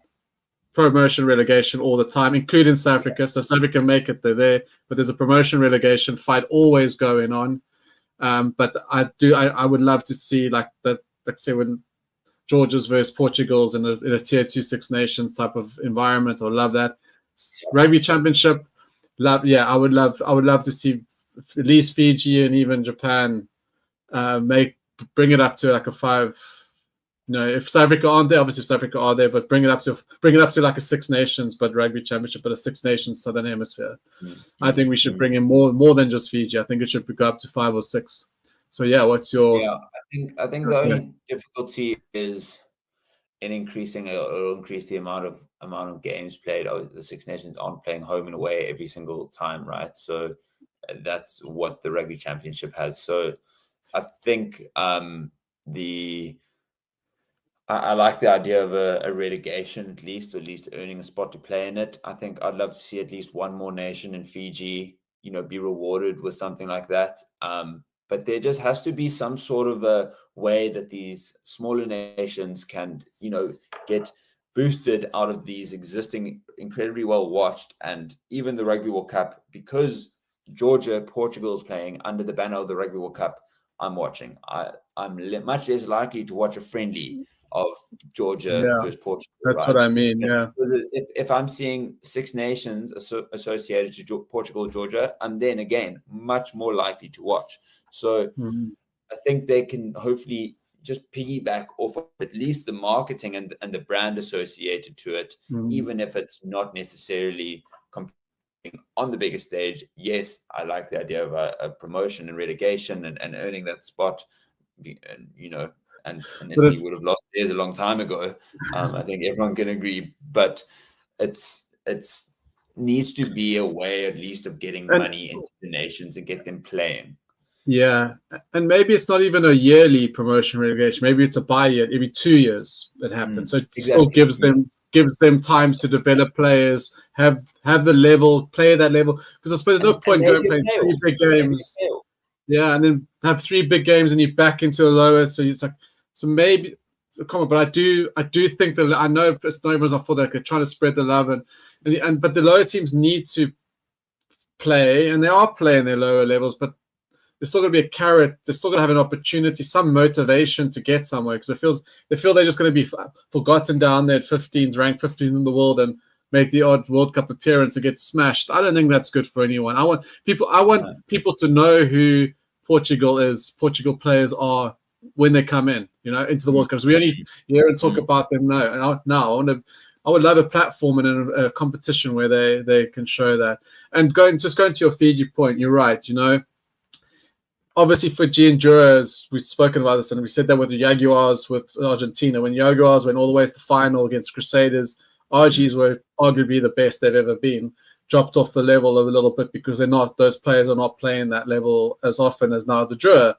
So I agree. Fiji are proving themselves, and I think a natural progression for Fiji rugby, Juror, pop them into the championship. It would only keep that level, keep that motivation, keep that level going. I would have no qualms with the Fiji being added into the rugby championship at all. Especially like given the decline, like you hate to say it, but of Australian rugby, like apparently they've got I think it's a 40% win rate since 2015. I mean, that is shocking. That's really bad. They've given probably South Africa and New Zealand a run for their money a couple times since then, maybe once or twice. And those have been obviously big teams since 2015. South Africa really actually only at the latter half since 2018. But this, it's not actually, if you're looking at that stat, it's not completely based on merit. I'm sure Fiji has a very similar stat. So if you're saying you're just giving out freebies, you're actually not. I'm sure Argentina is much better than Australia. It's just because Australia have the reputational aspect of it, and they have the structure in place to be great. But the only way you give other people that opportunity is to give them a structure of a tournament to impact it. And then all of a sudden, these boards within Fijian rugby have incentives to work towards, not just once every 4 years, have something meaningful. Yeah, I agree. Championship becomes a Southern Hemisphere Six Nations, 2-tiered Six Nations, maybe even a 2-tiered rugby championship. Because we can't forget all the Tongans and Samoa as well. They should also be considered. Anyway, Scotty, we've had a good time, a good show. We've rolled on into the second hour. We've got through a lot, so I appreciate it, man. I really enjoyed talking with you as usual, going through all the weeks. So I think next weekend is what we iron out. I'd love to be in Paris for the 2 quarterfinals. Even I'm try to get a ticket. If I don't get a ticket, I'd still love to be there just for the vibe, Because you could have said, even you were there with my set. You just being there is amazing, right? World class. All right, Scotty. Thanks for the show, Christy. That was ungelooflijk. Lekker, man. There's New Zealand finally scored their first try. I was getting a bit worried what's going on there. But thank you, everyone on the live chat. It's been great comments. Really, really appreciate your involvement and adding value to the show. And we have a great weekend. Enjoy the last pool rounds, and we'll see you guys all next week. Cheers, have a good one. Cheers.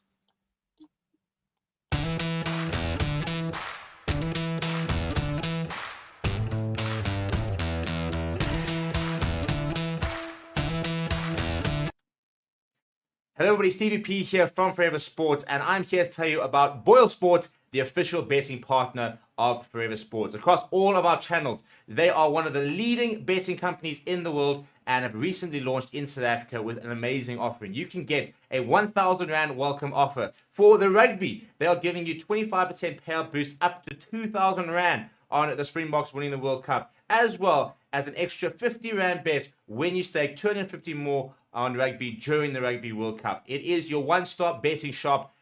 That is BoyleSports. Come and join us in the community. Check the links in the description to sign up, get yourself an account, and make sure that you are winning big with BoyleSports.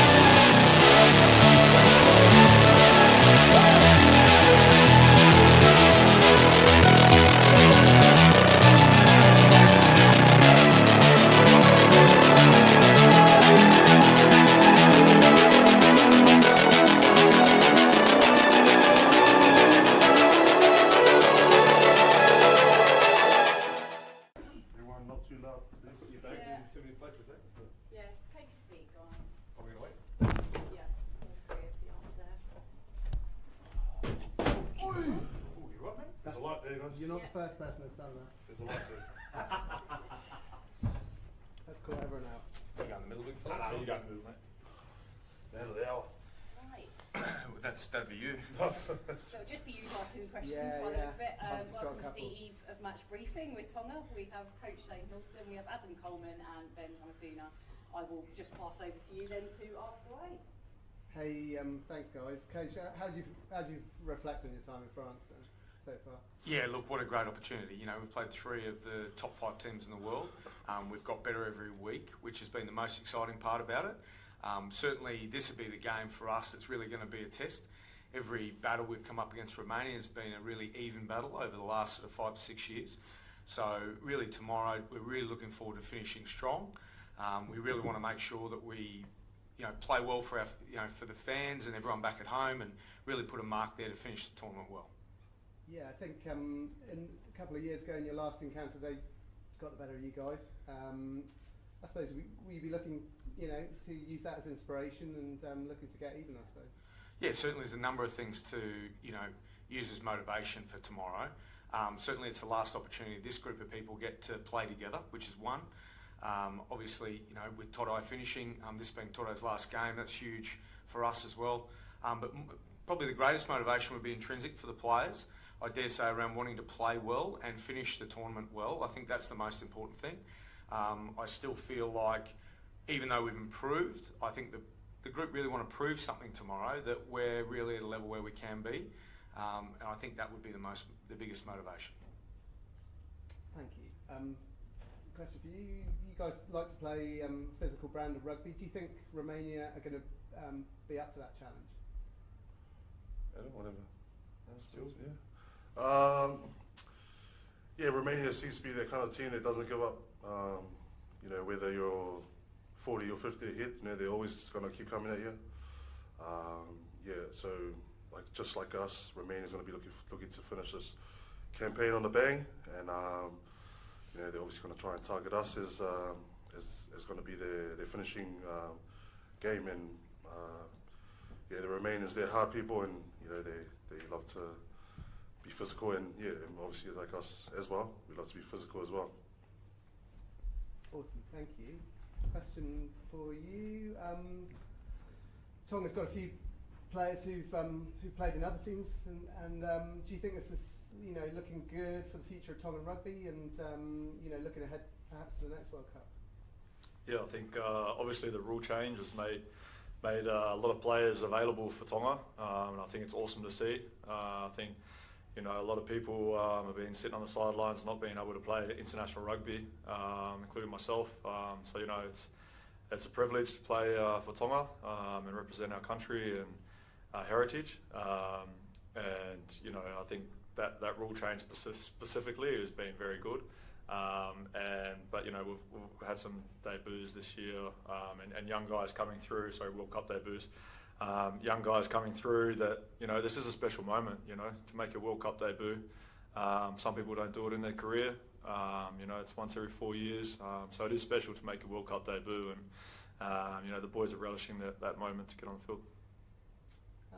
One for the coach. Do you feel Tongan rugby's in a good place? There's, looking ahead and things?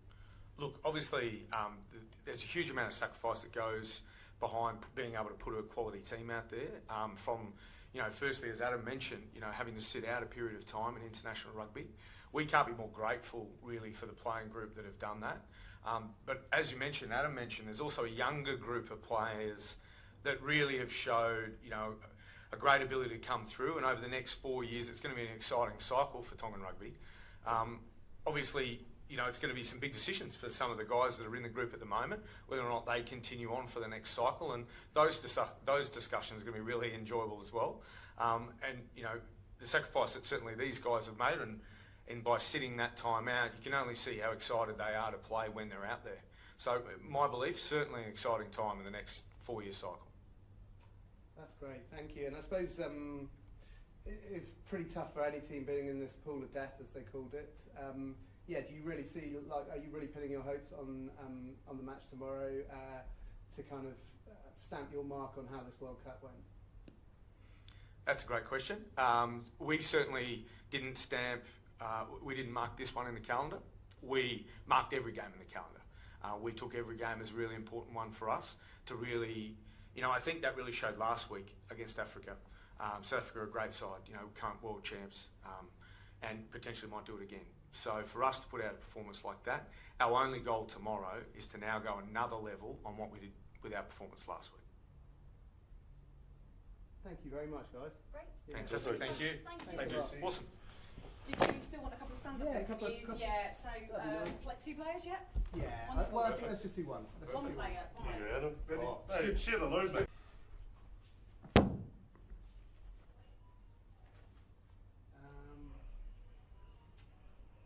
Okay. First question for Alex. Yes. Tongan teams love to play physical rugby. How's Romania going to stand up to that challenge and face down the Tongans tomorrow?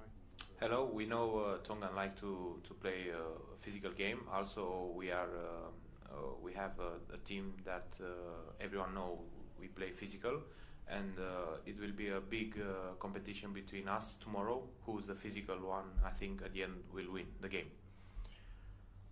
Coach Valentin? Yes. How are you feeling about Romanian rugby? Do you feel like it's a side going forwards? Looking ahead, I suppose, as this is your last match, looking ahead into the next phase and the next World Cup and that kind of thing, do you feel like you're a side on the up? I think the boys, they get improved from the start of the World Cup, from the start of preparation. We have a tough pool, we have a tough game until now, so we learn from any game to another. So yeah, the objective for us is like to learning, and give our best the last one. So just tomorrow it's a game that you have to put the body on the line and defend well when you have an opportunity to try to score. And yeah, it will be I think it will be a good fight between the two good teams. And how has it been in general, being in this pool? It must have taken a lot out of you guys mentally, physically, injuries and that kind of thing. Yeah, just a word on how difficult this group has been. Yeah, definitely was not easy, but we know from the beginning it will be not easy. We take a lot of points. It's not easy to start the week with that result, but yeah, we know from the start that it will be a tough. It's good because the boys they didn't give up, so they was there like for 80 minutes, so that was quite happy for us, like the staff, and yeah, just a good challenge the front of us and try to do our best. Excellent, thank you.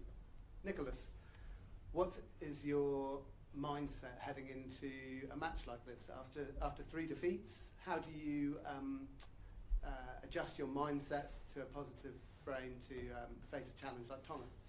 Yeah, we must to go forward against a team like Tonga. They're physical, and we won 1 year ago against Tonga, and I think we can realize the same performance against them tomorrow, and we keep concentration for this game. We know the 3 game before was really tough, and it's not the same level, but I think Tonga, we must to give a great performance. And just a word on this World Cup experience for you in France. I mean, the results haven't gone your way, but have you been enjoying your time here at Rugby World Cup? Yeah, for sure. It was a really great experience, and for me, I was born in France, and it's all my family and friends are in the game, and for me, yeah, it's the best experience of my life, sure. That's great, thank you. Let me see. Yeah, I suppose just finally tomorrow, just how much are you pinning on getting a positive result tomorrow? How much will that affect how you perceive whether this was a successful World Cup or not for Romania? Yeah. Definitely we'll change a lot of things for us, for the mental things also in our country, because everyone like deserve, and until now, for example, the people, they don't know rugby, they don't know, like the teams like Ireland, South Africa, they say a lot of things in the media, because when you don't know like the level between Romania and South Africa, and you take like a 70-something points, they say, oh, Romania. But yeah, I think a good result tomorrow. He will change the side, and because at the end of the day, we need to realize like the teams that we play. Tonga definitely, it's like on the paper, it's like better than Romania, you know. But yeah, we have a word that never give up, you know. So try to put the body on line, how I say earlier. Try to defend well, and try to give our best tomorrow for us, for the boys, because they work a lot from the start, for the country, for their families. You know, it's a game. At the end of the day, it's a game that you have to give everything for this one. Absolutely. And just finally, you've got a few Tongan players in the squad. Are they relishing the challenge of playing against the nation where they were born? Yeah, they are excited boys. So I think they have like 8 years, 7, 8 years they in Romania. So most of the, you know, so they have some kids they born in Romania. So you know, when you put a Romania jersey on, you need to defend your country, that he provides like everything. So I'm sure like they're going to be ready for the game. Definitely will be emotion, but yeah, definitely the boys will be there. Thanks very much, guys, and all the best. Thank you. Thank you. Hello and welcome to Forever Sports. My name is Reese. I'll be talking to you a little bit today about one of our channel partners, BITDEFENDER. BITDEFENDER is a global leader in cyber security.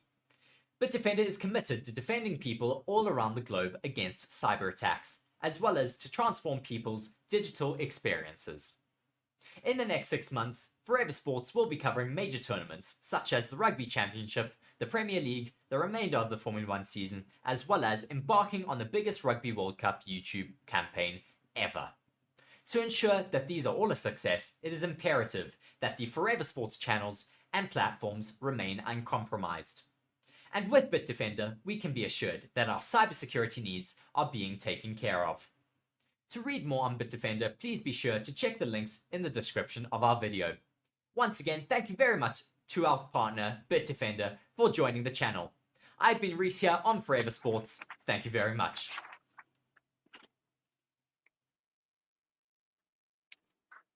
Hello everyone and welcome to Forever Rugby on Forever Sports. My name is Wes and thank you so much for joining us here for the final pool clash between Romania and Tonga.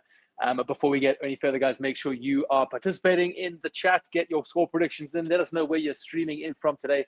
Make sure you hit the like button as well and become a channel subscriber. Definitely subscribe to the channel so you don't miss any of the action here, as well as potentially looking at becoming a channel member. That would be absolutely huge. But we thank you for your support joining us anyway. As I said, my name's Wes. If you haven't been with me before, it's a pleasure to have you on the stream, coming to you live from the Okavango Delta in Botswana. So apologies if it does seem a bit laggy potentially, or the Wi-Fi does go out every now and then. We are asking a lot of the Wi-Fi from this remote area of the world, but absolutely stoked to be with you here today and take you through, what will be my final watch along. I know, very sad. It's been great to be a part of this experience so far, but you are going to be in the more than capable hands of Stevie P, as he's going to guide you through, I believe, pretty much all of the knockout games. But yeah, we'll make this a good one. Let's looking forward to having a lot of fun. Just before we get started, a massive thank you then obviously to our channel sponsors, that being BITDEFENDER and BoyleSports. So if you guys want to have a look at protecting your cybersecurity, go check out the link in the description for BITDEFENDER. They've got an array, a suite of fantastic what's on for you, not devices, but different ways that they can protect your devices and your online security with their microphone listening app to make sure that what apps are listening and using your microphone, as well as various different services in BITDEFENDER. So check them out. And then thank you to BoyleSports. So yeah, for if you guys think you know what the score is going to be, or you want to pay something down, go check out BoyleSports. For your first 1,000 Rand, they will match you up to that deposit. And if you're not sure where to start, if you're not really into this, if you're feeling a bit uncertain, definitely go check out Chris' Pro Tips. He does a show I think it's about every week. He gives you his thoughts on where the money is going to go. You can also check out the fan forums Thursday evenings for those. Chris also lets us know what he's doing that side. So plenty of content being put out on the BoyleSports channel. Never mind all the press conferences, reaction videos, the up-to-date news that Stevie P puts out. So yeah, you definitely want to make sure you are a subscriber with those notifications turned on. Often we are one of the first publications out there to sort of bring the news to YouTube. So definitely go check those out, guys. But yeah, great to have a look. Just checking out in the chat if we've got any action at the moment. We've got a couple of likes on the video. As I said, guys, please make sure you hit that like button. It just lets YouTube and the algorithm know that this is something you appreciate. It lets us know that you appreciate it. And it also spreads out the video to potentially more viewers looking for a live commentary of the game. So Yetta is in the chat there saying Romania taking a W. So remember, both of these sides haven't got a win in this Rugby World Cup. And Tonga actually has a pretty good record at Rugby World Cups of at least getting one win. So this will, this will be sort of really a backward step for Tonga if they're not able to secure W. Romania obviously looking for their first win as well. Personally, I think, looking at the Tongan performance against the Springboks last week, I feel like Tonga are the favourites going in. But we will have to see. The Romanians obviously are going to have a different view on that, and they're going to look to upset the party. But before we get onto that, before we dive into the teams, let's just quickly chat about potentially the rugby we saw last night. Obviously between Ireland and Scotland, the big one. So it is decided. Ireland finished top of the pool, with South Africa then qualifying in second place. It was quite a performance, quite a first half from Ireland, really. I think Scotland were unfortunate with a few injuries. Obviously, Jamie Ritchie out early on, Blair Kinghorn then as well. But Ireland just looked to be finding their groove early on, and they really did punish the Scots. Scotland able to claw back 2 scores, but just a little bit too late. I think the Irish are just looking really clinical at the moment. And yeah, I think, there was lots of debate about who are the favourites going into the World Cup and who's it to win. But I think having seen now pretty much pool play concluded, I feel like you have to think Ireland are the favourites. France, I think, are in a second position because of playing at home, and we've seen how that French crowd can galvanise the side. They are also playing good rugby. Let's not just attribute it to being at home. The French team is a very good one, but I do feel Ireland are the team to beat. So the All Blacks will have a mighty task in front of them next week, and what a mouth-watering quarterfinal that's going to be. Looking at earlier game today, I don't know if you guys were able to catch that one. Hopefully you did, because my goodness, what a cracker of a match between Japan and Argentina. Argentina able to pull away at the end there, securing their spot in the quarterfinal playoff. I believe they are going to look to play Wales. But what a fantastic game that was, try for try. I mean, the momentum shifted completely one way and then the next. Brilliant individual tries again from Carrera. It's just his speed, his ability to step and hand off, such a strong player as well. So yeah, well done to the Argentines, another Southern Hemisphere team getting through to the quarterfinals. Unfortunate for Japan. I think they played some decent rugby, but they just didn't look like the side that we've seen in 2015 and 2019. So their World Cup campaign comes to an end. But let's then sort of have a look. We've got 5 to 6 try handicap currently. Tonga by 40. Wow. Okay, Jonathan Manson in the chat. Thank you so much for that prediction. Predicting that Tonga is going to run away with it. I'm trying to think. My SUPERBRU, I think I said Tonga by about 25. So Jonathan's just shy of doubled that. Predicting a big one here from the Tongans. Yeah, I do think they definitely are the favourites in my opinion. I think the Romanians are going to have a tough day ahead of them, and I think they'll also be galvanised and inspired by the Samoan performance yesterday against England. I mean, we won't speak too much about that, but what a performance that was from Manu Samoa, really taking it to the English team. And I think, what a collapse it was by the English team. I mean, they did well eventually to dig out a win. Some games you've just got to do that, but really unfortunate for the Samoans. They looked like they were going to make history there, but England had other plans. So back to this game, I think Tonga will really look to take whatever encouragement and inspiration they can from that game. But let's get into the teams then. We're going to start with the Romanian team, and we're going to have a look at some player profiles first. Before we do that, though, I just want to have a look through their last 5 games. It's not been great for Romania. Obviously, losing to Italy before the World Cup twice, both by quite big margins, and then obviously coming into what might be their toughest pool in Rugby World Cup history yet. I mean, to start with Ireland and losing that 82 points to 8, and then to face South Africa, losing that 70 points to 0, and then to face Scotland, who put the biggest score on them, 84 points to nothing. I think it has not been a fun campaign for the Romanians. But fair enough, they've showed up and they've played and they've tried, they've given it their best, but just really making it evident the difference in the amount of rugby played between these emerging nation sides and the top tier nations, you know, that being Ireland, Scotland, and South Africa. I mean, that's what world number 1, world number 2 at the time playing, and then world number 5, obviously Scotland. So yeah, not easy for Romania. So having a look here, in 2 of the 5 games, they were able to get on the board first. So that's encouraging, but then it just sort of seems to slow down after that. In none of the games were they able to get to 10 points. And fair enough. I mean, the only time they've actually scored 10 points or more was in the first game against Italy, where they lost 13-45. Otherwise, you know, the next game was 7 points, then 8 points, then 0-0. So consecutive matches of not being able to get a single point on the board. Romania, you know, if I'm Romania and I get a penalty down and it's a kickable position, I'm going to post. We just need to get on the board. I don't care if we're a try or 2 down. Just get on the board, get some points there, and see if you can build scoreboard pressure. Okay, but enough of the team. Let's take a look then at the Romanian player profiles.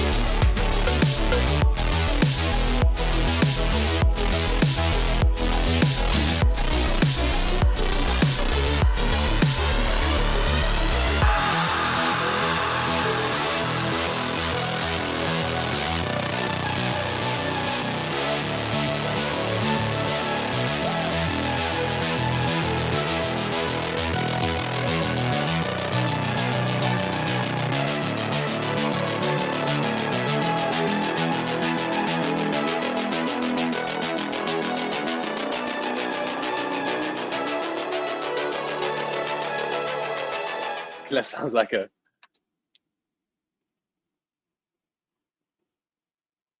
Right, guys, so there is the Romanian squad. The match day 23, the starting 15 taking the field at first to face this very strong Tongan side. So, Debbie, let me know in the chat, who are you looking for a big performance from Romania? I think just having watched them in the World Cup and having heard the name,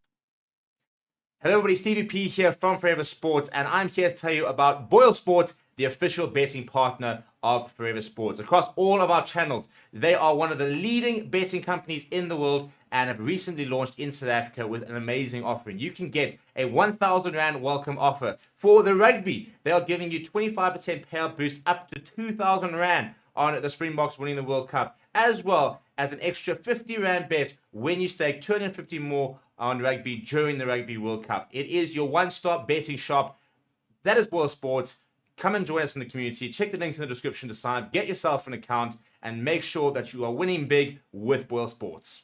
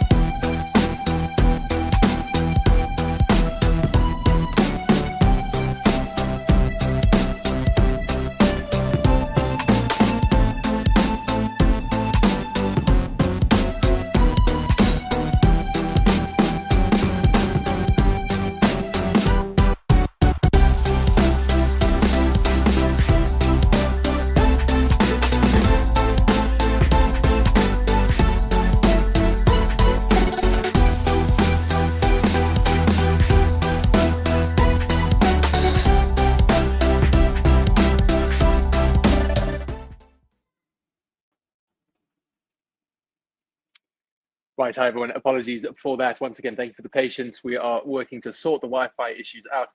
But yeah, so as I was saying before the signal went, at the Romanian players, and as I said, Simonescu there, I think one to watch. Definitely the Romanian fullback will be looking to put in a big performance. But because we've only got 10 minutes, we're going to then quickly make our way over to Tonga. First of all, thank you so much. I butchered that too badly. Please let me know. Wes is great. Thank you for the coverage for Forever Sports. Really appreciate the kind word, guys. And something I've really enjoyed over the last couple of weeks. What's it been now? 4 or 5 weeks of commentary has been the interaction via the chat, which has been fantastic. I think it's a nice different element, a dynamic that we can bring to the commentary. Okay, so we do then have to move over to the Tongan side that will be taking on Romania today. And it is a very strong Tongan side. They are looking to secure this win. Now, they obviously would have hoped to have done better, but again, in such a tough pool, having to start with Ireland, then Scotland, then South Africa, it was always going to be a tough ask. And before this, they obviously lost to Japan in the warm-up as well as Samoa. So Tongan really at the moment not in the best form. They've also been a bit slow to start. Only 2 out of 5 games have they found been the first ones to score points, but quite a big points differential of 129. Ireland putting a decent total on them, and the same for Scotland and South Africa. But interestingly, though, if we look at their performance last week, I think it was quite a heroic performance where they have been the only team to score 3 tries against South Africa in a Rugby World Cup game. I think it was since Japan in 2015, that famous Japanese win. So Tonga really putting in some excellent work there to cross the Springbok try line. You know, something that Ireland can't say they've done. They didn't put 3 tries on. Scotland definitely didn't. Romania definitely didn't. So far they are the top scorers against the Springboks in the pool, and I think they will definitely take something positive out of that. Now, we do apologize, we haven't got the player profiles for Tonga, so we're just going to quickly go through them here together. So, and once again, do my best with the pronunciation. So number 1 is going to be Fisi Hoi. Number 2 is Nga'u Amo. Number 3 is Tamia Funa, and what a great game he had with a standing ovation coming off against the box. Number 4 is Fifita. Number 5 is going to be Adam Coleman. Number 6 is Paea. 8 is going to be Vaela Anu. 7 is Havili. Looking then into your backline, number 9 and captain the side is Takulua. Number 10 is Havili. 12 is Aki. 13 then is Moala. Number 11 is Tau Mopua. 14 Kata, and at 15 is Salesi Piatal. So what can these guys bring? The starting 15 will be looking to get off to a good start and allowing their substitutes to come on and keep that momentum. Looking then to the bench, then Sione Anga Ale Angi at 17, Paula Latu 18, Siate Tokolai 19, and Steve Muffin 20, Penitoa Finau 21, Manu Pai 22, Patrick Pellegrini, and 23, Kyron Tau Mo Foalawa. So yeah, I think a very strong side. I think they'll be looking to, as I said, get off to a quick start and hopefully take advantage of that. Once again, guys, let me know in the chat, what do we think? Some score predictions before we get underway. We do see the players starting to make their way out onto the field. So do let me know what you think the score is going to be.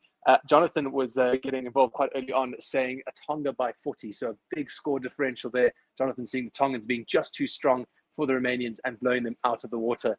I think I'm a bit more conservative than Jonathan. I think I've gone for Tonga by about 25 or 30 points. We see the Romanians really getting quite emotional coming out. So it's, they obviously is their last Rugby World Cup game for 4 years. And for many of these players, it'll be their last Rugby World Cup game ever as they look to retire. And we can see just how much it means to them, literal tears streaming down the faces of a few of the Romanian players. Romania in their yellow kit with the black and red sleeves, and Tonga in their Tongan red kit. And we line up for the anthems. So once again, guys, thank you so much for joining me here as well. It's keen to get involved and stuck in. As we get this final pool match for Tonga and Romania underway shortly. So the Romanian national anthem is a go.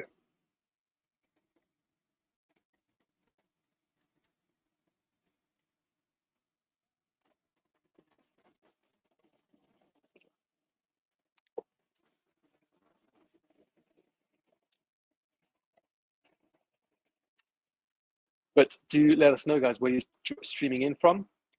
as you've heard from myself, as well as the Forever Sports admin team there, coming to you live from the Okavango Delta. So great to bring you the commentary from somewhere so remote. What did everyone think potentially of the Wales and Georgia game? I thought Georgia put in some good moments, some good efforts throughout the game, but ultimately Wales just too good to close them out. There was a fantastic try, though, a couple of fantastic in that game yesterday. So I think the Georgians will feel encouraged by it. I think they would have definitely been hoping to have a better performance, potentially lift blood against quite a weak Australia team. I think drawing Portugal as well, probably not the result that they wanted. Well, definitely not the result that they would have been hoping for. And so I think they'll be a little bit frustrated by that. Apologies for any noises in the background. I am sitting in the common area, normally in my room with the green screen, but the Wi-Fi is just not behaving for the final weekend of rugby. So that's sorry here, but thanks so much. Right, so the Romanian national anthem is underway, and we are moving over to the Tongan national anthem. And again, we can see it's streaming down the Tongan. It's just the passion that these players have for both the game they play as well as their country. I do not think there is a dry Tongan eye. Lips are quivering as they sing the national anthem. So incredible pride here from the Tongan players. They'll be looking for a good performance.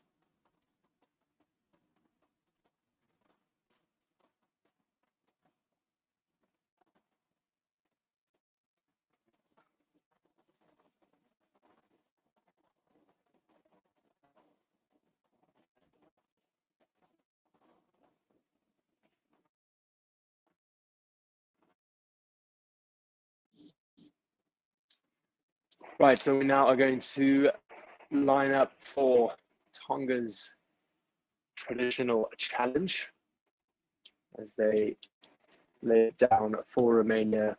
And I think you could see yesterday in the Samoa game just how much those Samoan players meant it. It was in that challenge you could see they waited for the crowd to finish their chariots.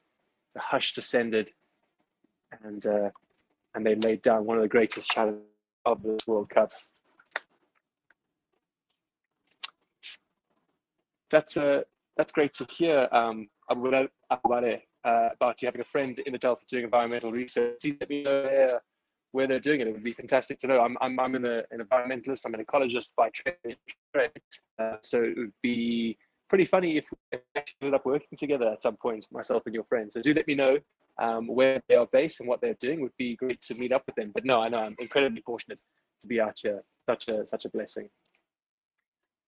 Right, the challenge is laid down from the Tongans, and the Romanians seem only emboldened by it. So excellent work there. And we are just moments away from kicking off.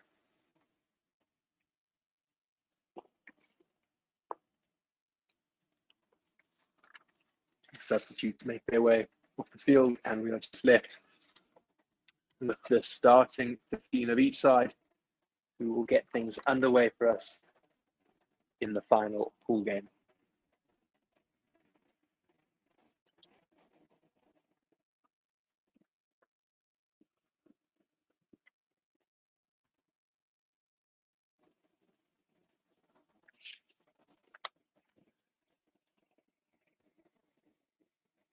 You see a bit of a slow clap reverberating around.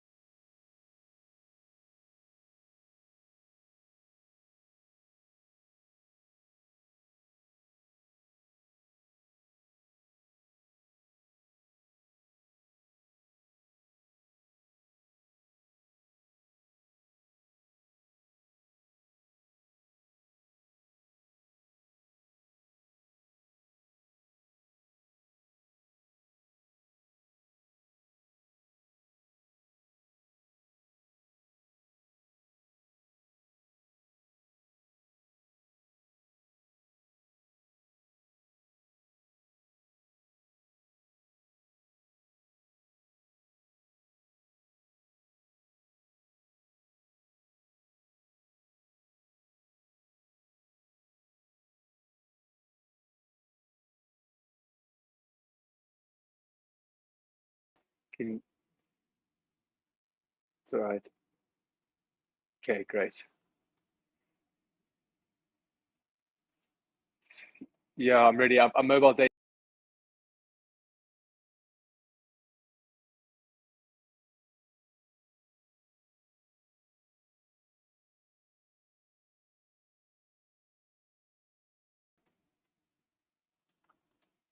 Right, hello everyone. Sorry for that once again, but we hopefully have found a solution this time. Okay, in the 5 minutes that we have been gone, so there we've obviously kicked off. Romania did have a shot of goals, but they actually missed it, unable to convert.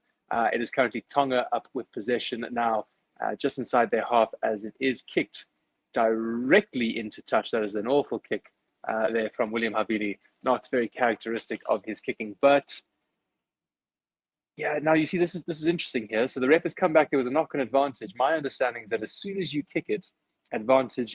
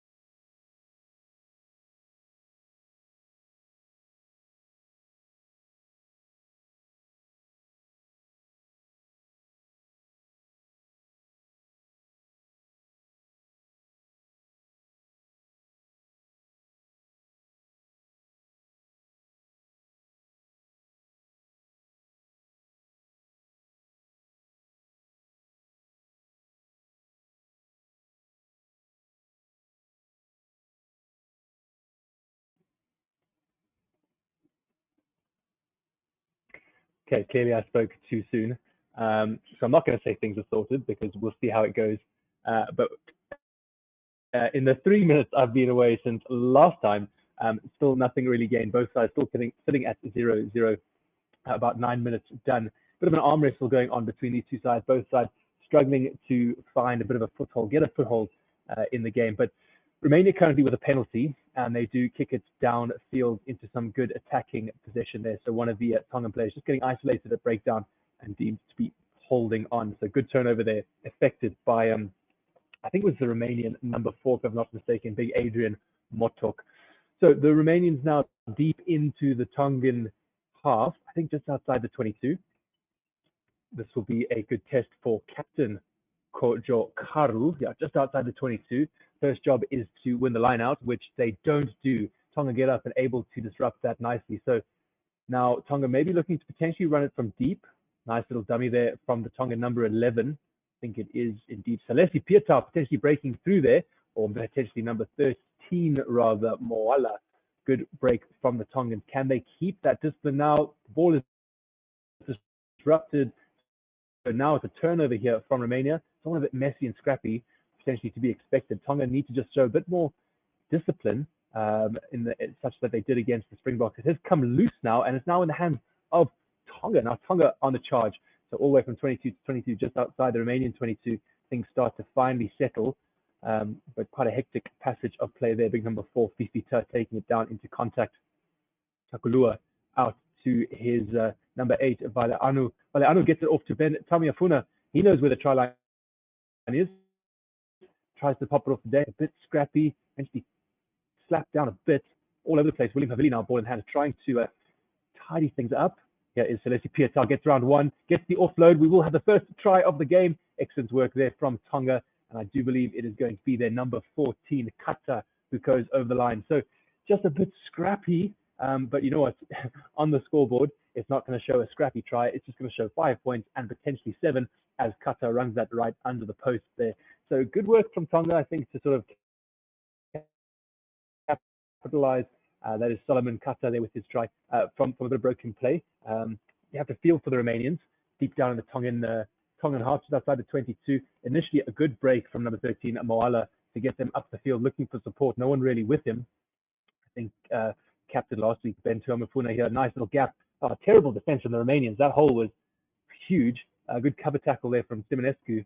And eventually, Celeste Pietau showing what he does, getting around one defender. Nice job getting the ball through the contact, round the back, and Kata in for a well-worked try towards the end there. But as I said, just a bit chaotic at first, but they've ultimately managed to come away with points in the way here for the conversion. So Tonga on the board after about 11 minutes or so. Did take some time. I wonder if we'll start to see things settle now. Potentially Tonga might look to start to effectively play their game plan. So William Havili will take the kicking duties today, making sure he's within the shot clock. We saw the first player not following those rules, and Owen Farrell not kicking the ball in time and therefore losing out on that conversion. Excellent work from Celeste Pietau here, showing what a class player he is and still is. You know, a lot of people think, oh, Barca's prime. I mean, he is, showing there that he's still got some tricks up his sleeve.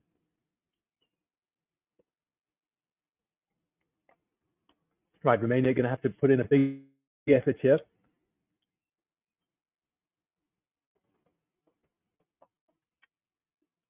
Bade, they're saying about the Romanians need to stick to the basics. Absolutely, not let things get away from them too much. They're going to have to sort of go back to the drawing board a bit. But Tonga now on the charge, so with some meaningful possession in hand up to the halfway point. And here come Tonga. So now all the way to the left-hand side, taking it into contact. Now back out to the right goes Takulua. Takulua again finds the big men. Tamofina out the back.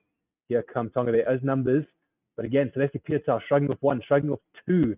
So difficult to bring down. Going sideways now, kind of needs to find someone. In that case, just need someone running off your hip, coming straightening the line. Just not allowing the defense. Very silly play there from the Romanian number 8, Gorin. He felt like that ball was out the ruck, but always better rather just to check. I mean, he was able to just reach over and grab it. So you do feel for him, but Angus Gardner not having any of it. So relief for Tonga, and then they can just kick it down the field. I'll give you the decent touch finder. Bade, yeah, it's a brute force. I mean, it's a Tongan, it's Tonga both capable of strength as well as, skill and finesse, as we see here.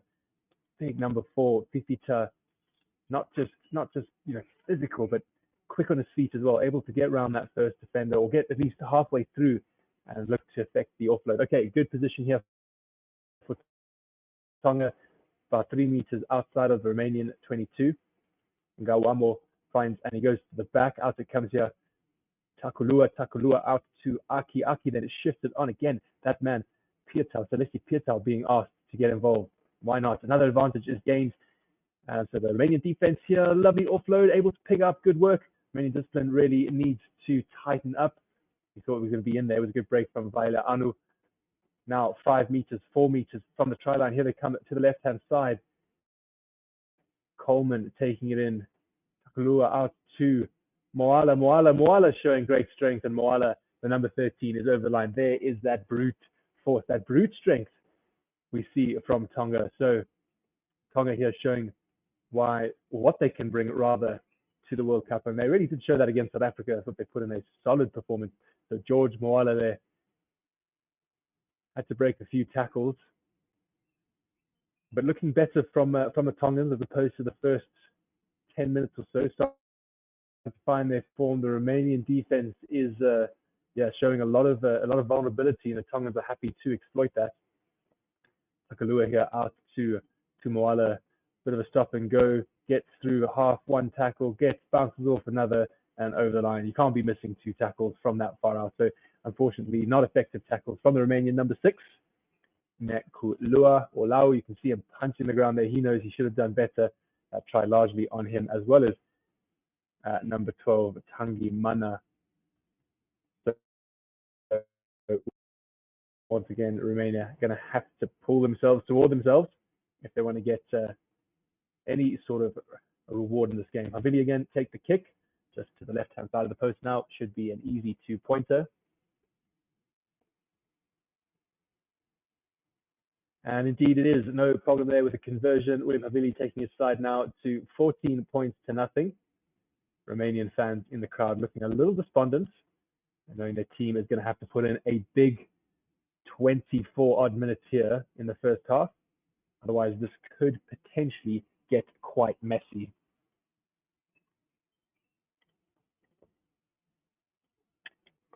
And we are underway. Konache gets us underway. Deep into the Romanian 22. Bit of a hack kick through, so not finding touch there. Simonescu now with an opportunity. A little dink over the top. He has the opportunity to collect, does so brilliantly. Simonescu, this might be a fantastic individual try. Gets round Felesi Pietau. Excellent work from the Romanian fullback. This is better from Romania. So to the left they go. Good positive running. Again, need to keep their discipline. Out they come to the right-hand side. Nice little deft hands there. Eventually Gordas taking it into contact. That 5 has to roll. It's slowing it down. They do gain the penalty advantage. Adam Coleman getting pinned there on the wrong side. Romania hoping to use this now. They've got a penalty advantage. What can they come up with? A bit of a free play, if you will. License to try something a little bit risky, knowing you've got that penalty to go back to. Out it comes to the right-hand side, then to number 6, Nekuala, the man who missed the tackle. Nice inside ball there, but the Tongans read that all day. So still on the left-hand side, we come to the right now. Konache looking for a cross kick. My goodness, he's just about put that into orbit. So potentially just too high, and not the greatest cross kick in the world, but knowing that they've got the penalty to come back to, which they do. So better again from Romania, all sparked by that man Simonescu. Great little pink over the top, collected it, and did incredibly well. So I said he was one to watch from the start, and boy is he one to watch indeed. Number 1, Fisi Ihoe there for Tonga. Just having a word with the referee. I'm not sure about what, but lots of conversation going in. Let's see what the Romanians are choosing to do. It is very kickable, but you can see quite clever the Romanians just pinning Adam Coleman there. You see the replay of Simonescu then. Lovely kick and collect. Excellent work getting around Felesi Pietau as well. No small feat. Just needed someone off his hip. And lovely inside ball there from Suru Giu. So they go for the 3 points, and it is no problem for Konache. So the 3 points on the board again. I think that is the right call. I think when you've gone 2 games back to back without getting a single point on the board, just to break that deadlock, that mental barrier. Now you know, okay, cool, we've got points, we can score. They are on the board. Once again, guys, thanks so much for joining us here. Again, appreciate the patience. Hopefully, things seem to have settled down a bit with the technical issues. But we appreciate all of you here joining us for BoyleSports. So underway once again into the Romanian 22, but it is taken out by the 11, Sikue. Then taken back in. So not able to kick it directly out. Under a bit of pressure here, it does come loose and off the deck. Konache decides to hoover downfield, so not a bad clearance kick, but it does stay in play. Here we have William Havili then taking it into contact, supported by his 11, Tau Mopeo. Right, out to the right we go. Again, what can Tonga conjure here? Piatau finds that Aki, taking it strongly into contact. Messi off the deck though, so let's see Piatau again, once again, ball in hand. Met strongly in the tackle. Here it comes to Coleman. Coleman dummies goes himself, taken down. Takulua, then Havili off to try score up Moala. Making meters slowly though, but over the advantage line. Then Tamiafuna hands it off to one of his fellow forwards. Havili then out to Balaanu. Oh, nice little stop and start there from the 14 from Kata, also the try scorer, one of the try scorers. Looks like they've got an advantage here, Tonga. So again, that Romanian discipline just not able to hold off much. Tonga going backwards here with Ben Tamiafuna now. Lovely run from him. My goodness, he's quite so mobile for such a big man. Havili now got a 3-on-2. Nice skip pass there. Strong bounce off from the number 7, Havili. Pick and go, and it is going to be a lovely Tongan try there down at the left-hand side by Tau Moa Peao. It's a nice skip pass from the base of the ruck.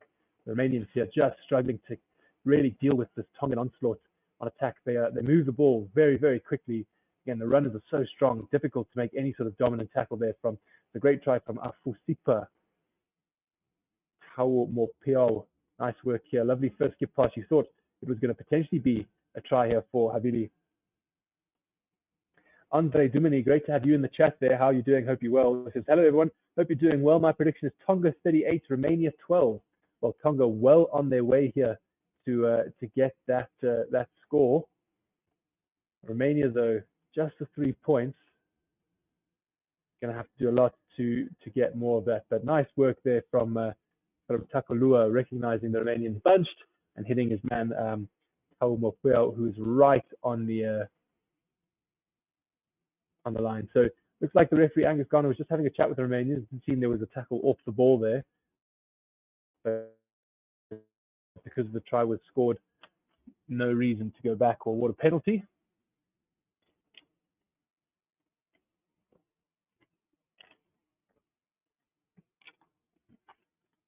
Just having a look on the hit on William Havili with number 4 for Romania. Motok just kind of careened into him though. I don't think there was anything too malicious in it. So the difference in size does it does make it tend to be a bit worse than what it actually is.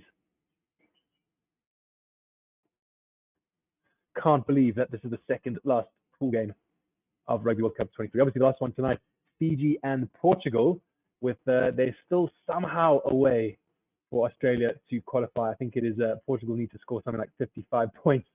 So unlikely, but fantastic that Fiji will be progressing. Havili then slots the kick from the left-hand side. No issues for the number 10. So he's looking in really good form with his boots. So 21 points to 3. I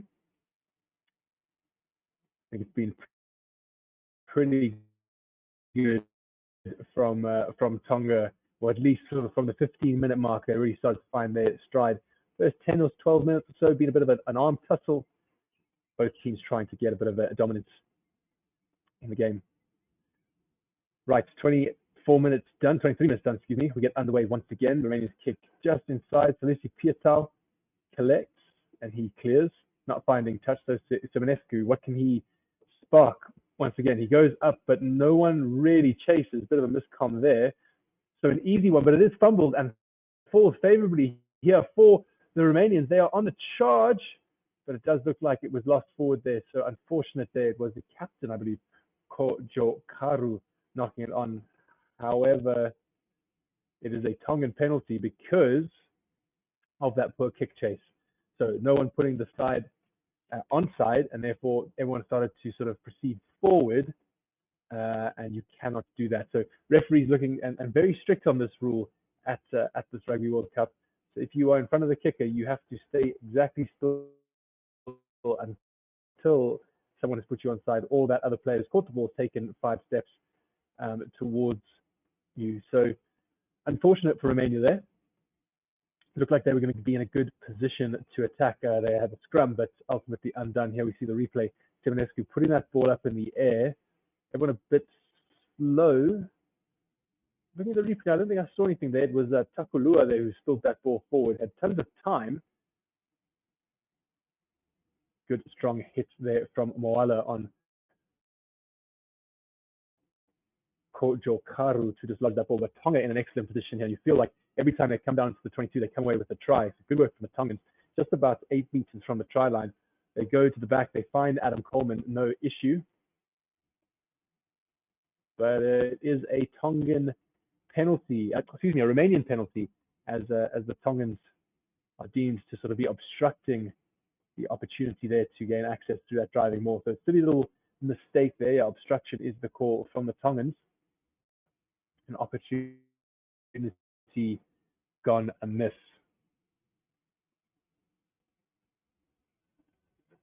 Still 21.3, 25 minutes in now. Romania do clear, still in their half, just on the other side of the 10 meter. Here we see the replay.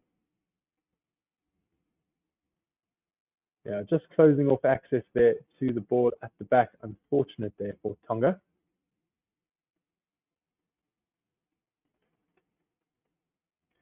So Kojokaru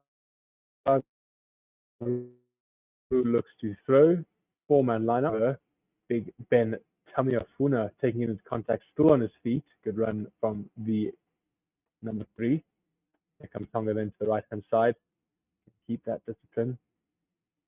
Tapalua out to Havili. Havili then to try scorer, most recent try scorer, number 11. Samuel Piawa does well to stay on his feet. Tapalua out to Havili again to the right. Alessi Piatau can I get through. Oh, you need to have someone on his hip. He is breaking every first time tackle, and so if someone's able to mark him, you are in for a try. Right, out we go. Havili then into center field, giving it to big Fifita. Fifita staying on his feet, back to Havili. Havili looking to get his arms free in the tackle, offloads, but he goes to the deck. A little stab through from the Romanians there, and ultimately out into touch, I believe, for a Tongan lineout. So all disintegrating a little bit, but again, at any point you feel like these Tongans are going to break through.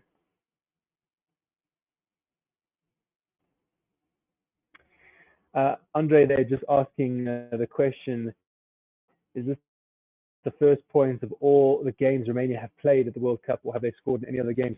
Let's have a look. They did score against Ireland. Remember, they got the first try against the Irish side early on, and then they unconverted try, and then they got a penalty. So they scored 8 points in their first game.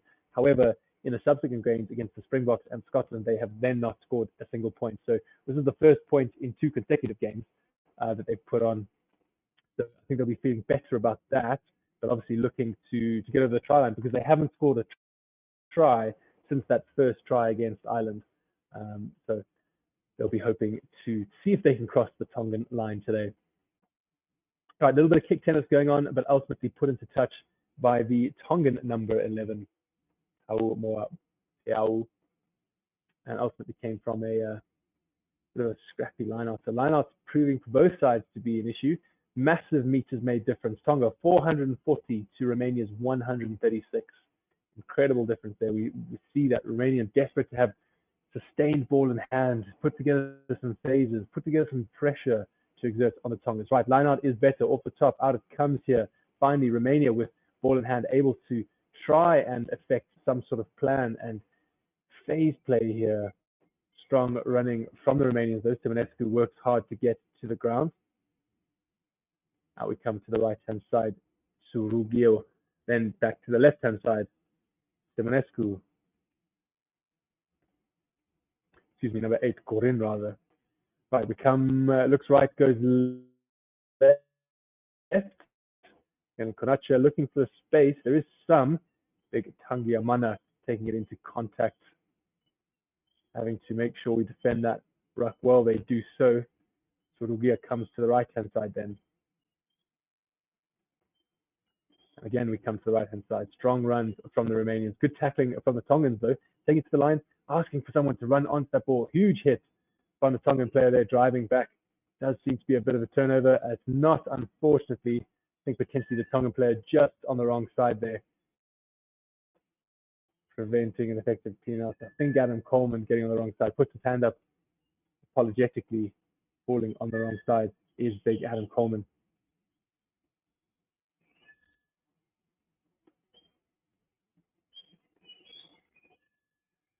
Again, Romania here, an opportunity on the halfway line to sort of kick down deep into the Tongan half.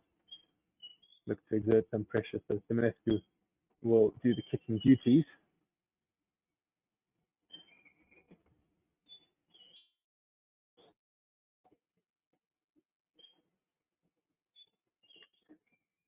I think it takes us just to the 22. So it was a strong tackle from Adam Coleman on Simonescu, and then just ultimately got caught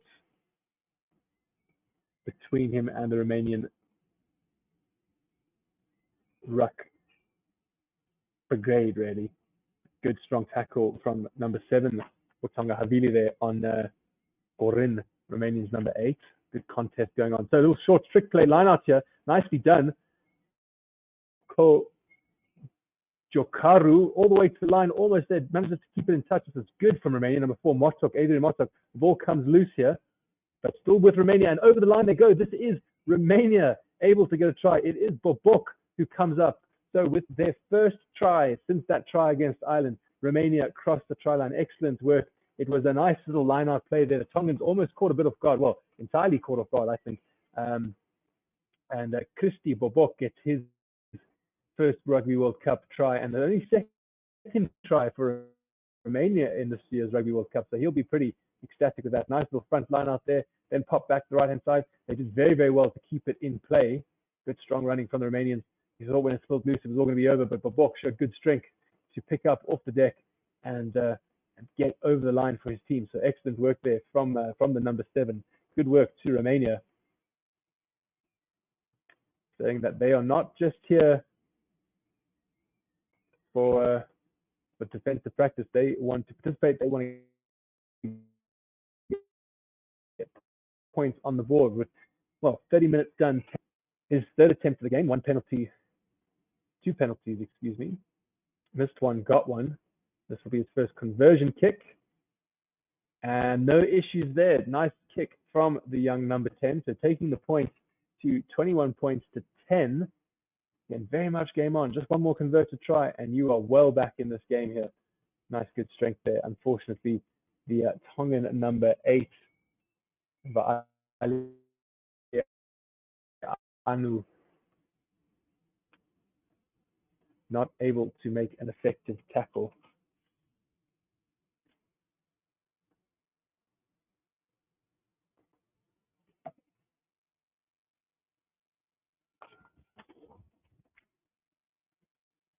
Right, here we go once again. Oh, almost spilt there. Eventually goes backwards.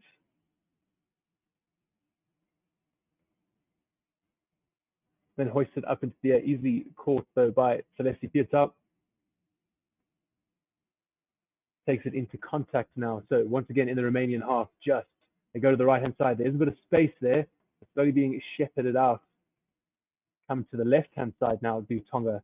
Isihoy taking it up. Put down though, unfortunately, by Ngao Amo. And there is a knock on. We do just have a contact with one of the head here, one of the Romanian players. So potentially a bit of foul play. This would be a shame to see one of the Tongans go off.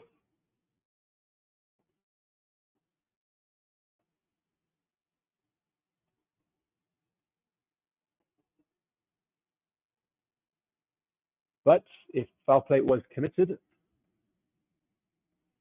so it doesn't look good for Fifita. There is indeed contact straight to the jaw, which is part of the head, and we've seen players definitely be sent off with yellow cards for that. It probably will be a yellow and then reviewed once the player has stayed down injured. So things like Tonga here are going to lose number 4, Fifita. Yeah, Angus Gardner going to the pocket. Fifita makes the slow walk over. Gets shown a yellow card, and it is indeed with a review. So Fifita's participation in this Rugby World Cup remains to be seen whether he will come back. He's such a valuable player to have on the field. Really mobile, really skillful big number 4. And so he will be sorely missed, definitely from a numbers perspective. But yeah, can't be making contact directly with players' heads, unfortunately. So Tongan discipline potentially laying down a bit. It does look like it is also resulting in a Romanian change, as their number 6 goes off for obviously the head injury assessment.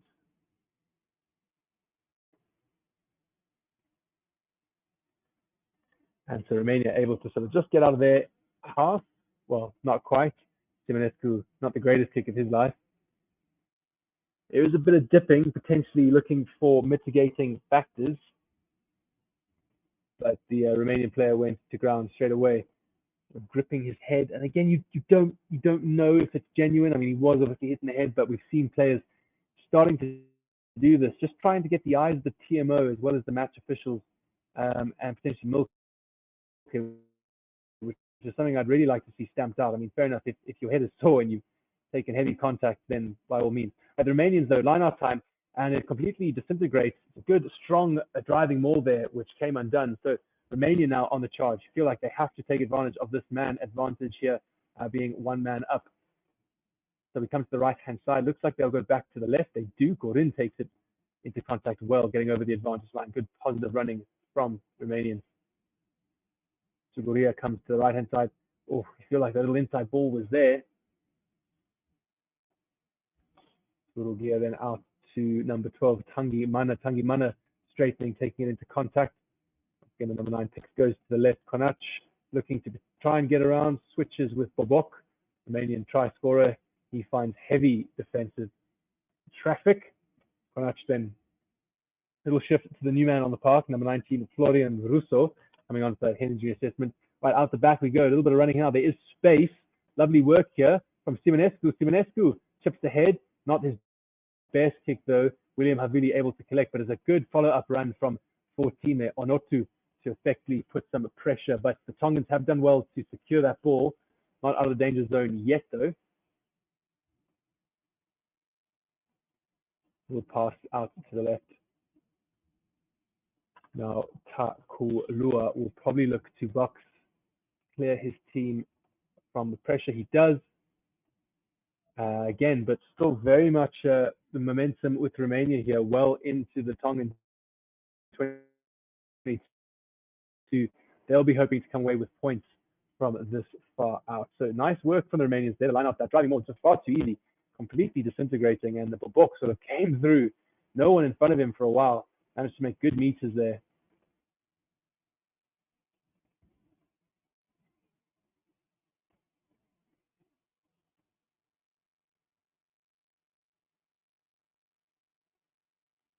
So Romania approach the lineup. They go to the center. Good. Once again, that driving maul doing wonders for the Romanians. Tonga needs to make sure they can address this. Still going forward. Still going forward does Romania. Almost to the 5-meter line. Eventually brought down. They've got advantage. Here they come to the right-hand side. They feel like they have to go in, and they are in. Excellent work from the number 9, scoring another try. It is Surugil gets another try for Romania. Their third of this Rugby World Cup. It is now, I wouldn't quite say raining tries for Romania, but compared to the last 2 games they've been in, this is fantastic stuff.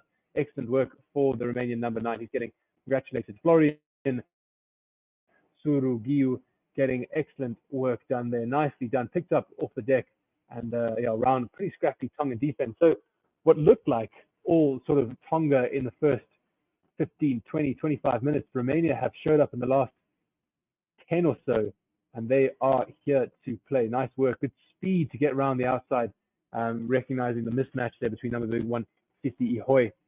Does well to get around and then eventually just too close to the line.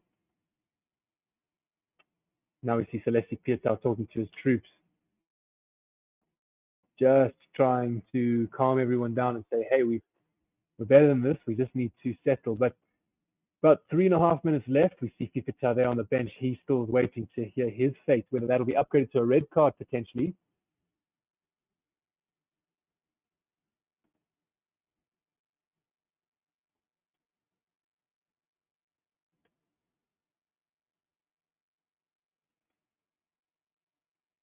Big kick from Konache here, all the way from the right-hand side.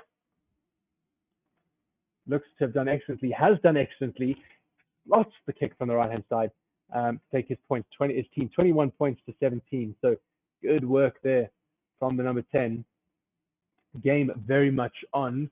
4 points is the difference. One unconverted try gets you the lead.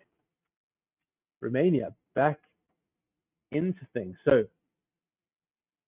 Andrei Dumini, you're going to need to update your score prediction there, because Romania now at 17. So do we think they're going to score any more? Do we think Tonga might try and get back on the board, swing momentum their way? Again, there's about 2.5 minutes left in this first half.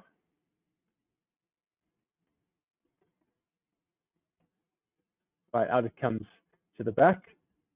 Simonescu can't kick it directly out into touch, and he hasn't done that. So Celeste Pietau then, big up and under from him, setting forth, I believe, William Havili chasing after it.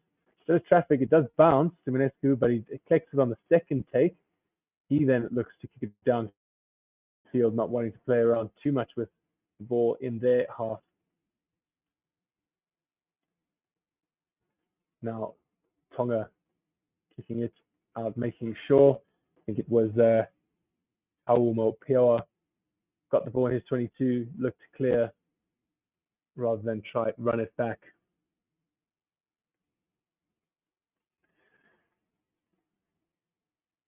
I think ideally Romania looking to score once more before the half, take advantage of that yellow card. Still no decision whether it's been upgraded to a red, so waiting the bunker decision. Line out time, Romania do win the line. They go to the center. Again, had such success with that rolling maul. Tonga seemingly able to do a slightly better job, although it's still going forward. Ultimately taken down legally, though, says Angus Gardner. Out it comes then to the left-hand side. Tangi Omana out to Konach. Konach, oh, tried a little bit of a cross kick. Don't think anyone was really ready for it. Kind of looks to his wingers and fullback. But no, I do think maybe just through the hands at that point there, potentially looking. But we are seeing Angus Gardner here just blows whistle, put the time off, 30 seconds to go. So we are going to hear a decision about this card. This would not be great if it is upgraded to a red card. We do see him talking to Captain Takulua. So I think it's remaining a yellow. Yeah, it looks like it's remaining a yellow. So Fifita will come back onto the field.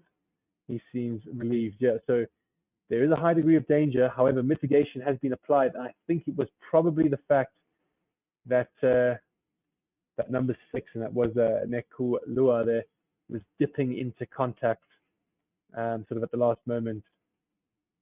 So fortunate for Fifita. Won't be great that the Romanians have scored with him off the pitch, but he'll come back on and look to make up, or make amends rather. Right, Tongans go to the line out, and they're going to try their own driving maul, and again the penalty advantage. So good from Tonga. Here it comes out to the left-hand side. This is better from the Tongans.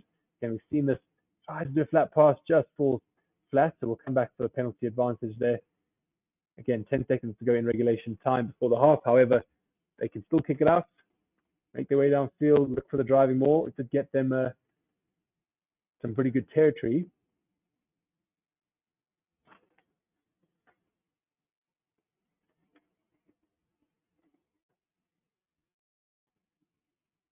I think Angus Gardner, just penalizing the Tongans for coming in at the side. Excuse me, the Romanians rather. Right, William Havili looks to try and get as much ground as he can for Tonga. William as close to that try line as possible.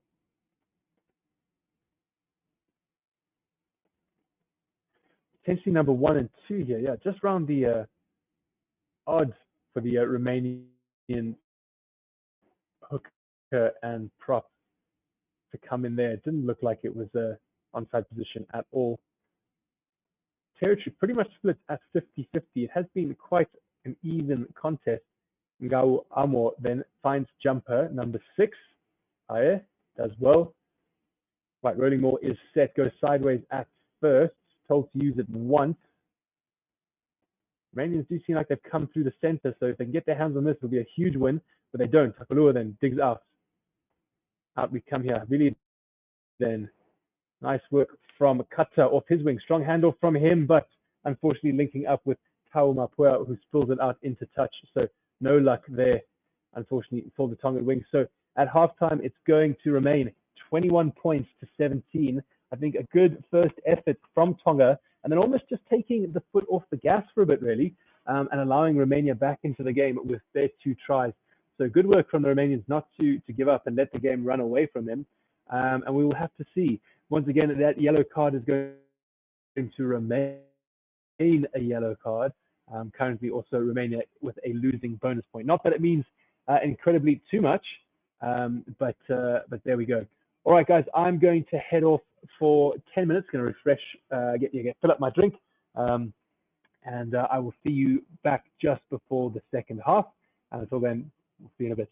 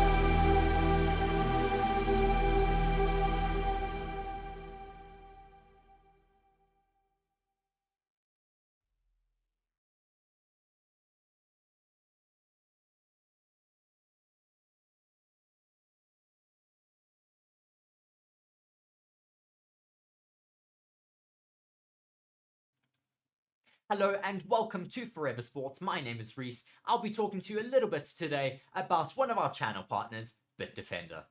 BITDEFENDER is a global leader in cyber security. BITDEFENDER is committed to defending people all around the globe against cyber attacks, as well as to transform people's digital experiences. In the next 6 months, Forever Sports will be covering major tournaments such as the Rugby Championship, the Premier League, the remainder of the Formula 1 season, as well as embarking on the biggest Rugby World Cup YouTube campaign ever. To ensure that these are all a success, it is imperative that the Forever Sports channels and platforms remain uncompromised. And with BITDEFENDER, we can be assured that our cybersecurity needs are being taken care of.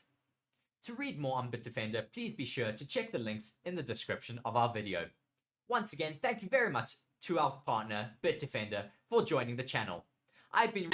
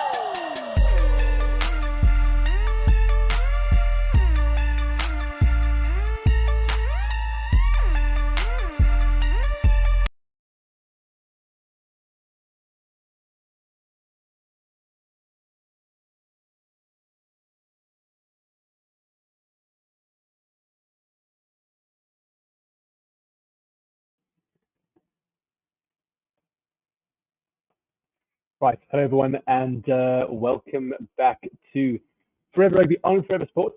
Here with me, Wes, and we are about to get into the second half between the final pool game between Tonga and Romania. And yeah, what a first half it's been. So really kind of a bit scrappy, bit back and forth, bit of an arm wrestle in the first 10, 15 minutes or so. And then we saw Tonga come into their stride, really dominating possession, contact, territory, and getting away with two very good and quick sort of successive tries. And we thought it was going to be quite a blowout. Tonga looked poised to do so. However, Romania then fought back and managed to sort of make sure possession was with them, getting to the right parts of the park, ultimately turning that pressure, territory, and possession into points, which was good work by the Romanians. And then coming back with a second try, and that was probably thanks to the yellow card that Fifita saw. Now, he was fortunate not to have that card upgraded to a red card, as I did think there, were a few mitigating factors, potentially one, that he was dipping, but I didn't feel like it was enough to downgrade it completely to a yellow. But that's just my opinion. Once again, guys, thank you so much for joining us here. Make sure you are getting your comments in the chat there. It'd be great to hear from you. Score predictions. So we're currently at 21-17. What do we think final score is going to be? Do we see Tonga running away with it, or do we see the Romanians really putting on a very brave fight here all the way to the end? Can they mount some sort of a comeback? Can Romania cause a bit of an upset? I think it would indeed be fair to say it would be an upset should the Romanians snatch the victory here. The players are out on the field. We're about to get things underway. We see there Cristi Bobok, one of the try scorers, who's had a big game so far. 6 carries, 30 meters made, and he's made 8 tackles. So good effort from Bobok, the flanker.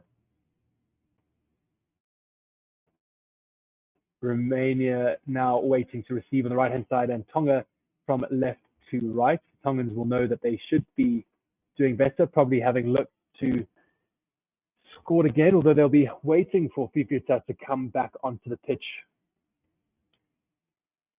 and get underway. Serve his yellow card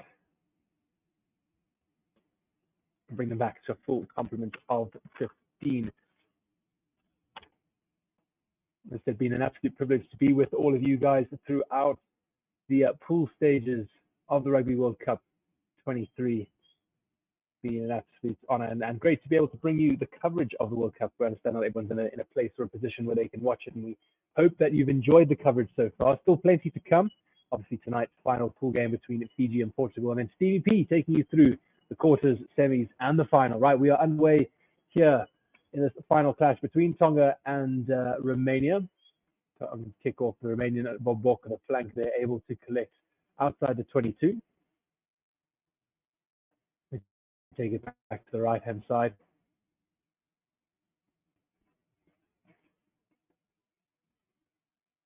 And it is kicked upfield by Konache. Doesn't find touch, obviously taken back. Oh, but it's just completely left. Sabisi Pietau, and he hoops the ball out in absolute frustration. But, I mean, there was no pressure around him here. I mean, he caught the ball, started running with it, and it just slips out of his hands. Very uncharacteristic of the veteran Celesti Pietau. Anyway, Romania now with an opportunity. And there's still that man advantage. Good to see number 6, Nek Lau, back on the field after going for that head injury assessment. So good attacking platform here for Romania. They will hope to come away potentially with either 3 points, ideally 5, really ideally 7, with this man advantage. So the yellow card has been served, but he will remain off the field until the next break in play. Romania looking for a big solid scrum to launch their attacking platform from.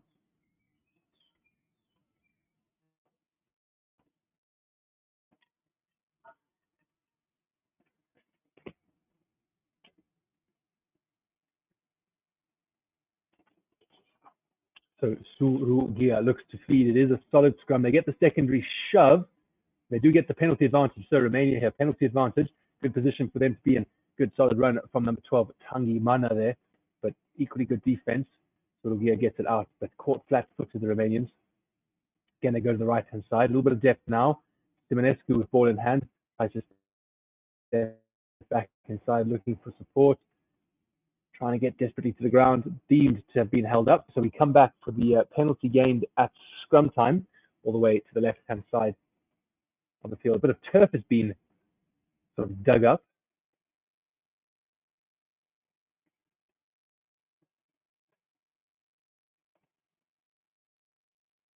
So Ben Tonga they're just asking Angus Gardner what that scrum penalty was for. Every prop seems just bewildered when they give away a penalty. And to be fair, they do call it the dark arts, and no one really knows what's cracking there. So Simonescu, not with the greatest touch finder of his life, but he does find touch, which is the important thing, and doesn't keep that ball dead. So anyway, now to Tonga, back to a full complement of 15, just in time, and they do go to the line out. The Tongans able to steal it, and therefore not take much advantage of that. So again, Romania just letting themselves down. Tonga getting the penalty at the driving more. Please like the video and subscribe to the channel for more Formula 1 content. And do be sure to join us for our coverage of the Qatar Grand Prix. Have been the infringer. Shake it ahead from him. Hello and welcome to Forever Motorsports here on Forever Sports today, bringing So you the disappointing main from event Romania, of this really race in a good weekend, position, the worked hard at Qatar some time Grand to earn Prix. that We have penalty. just heard the Got down to Qatari good national position at anthem 22, being played out here and, then at the Circuit ultimately de Losail. We're watching Charles Leclerc getting ready to get not into his car. winning He's the been lineup sprayed one down with a and little bit of water disciplined. to cool him down before we get underway. It is Yeah, just too easy for the Tongan. Trying to see where the infringement came, but couldn't see it there on that replay. Right, so Tonga now ball in hand and possession inside the Romanian half. Ngawamo looks to throw, goes to the back, finds his target. Out it comes. Then to the left. Solid run from Moala there up the field. Takulua then off to Fifita, trying to make up for his yellow card and the tries conceded while he was off the pitch. Solid run from Pae. Takulua out to Havili. Havili to Salesi Piatau. Tackled well though by the Romanian 14. Out to the right we come. Nice soft hands there from the Tongan 7, Havili. Takulua out to Ben Tamafuna. Then releasing Moala. Moala shifting nicely to Valua Onu. This is better from Tonga. It's positive. Aki then, ball in hand, gets it off to Kata. Kata, nice little offload there, but it does spill out into touch. And it might have tipped the Romanian player here. Tonga potentially still with possession, but better from the Tongans. Nice soft hands there from Havili, offloading to Fiti Ihoi. Moala doing well again. Nice work the Tongans are doing here to get the ball offloaded. Oh, so just it was again potentially the offload was unexpected from Kata, and Ngao Amo just shouldering that out into touch. So it'll be a Romanian line out just inside their 22. So still in the danger zone. They'll have to clear this well. Tongans no doubt will be competing. They do play it in the air, but no penalties. Gorin then taking it strongly just to the edge of their 22, exactly where they want to be. To the back they go. Cornach then looks to clear and does so, but or Simonescu rather, but not a great clearance kick at all. So Romania under some early pressure here in the second half.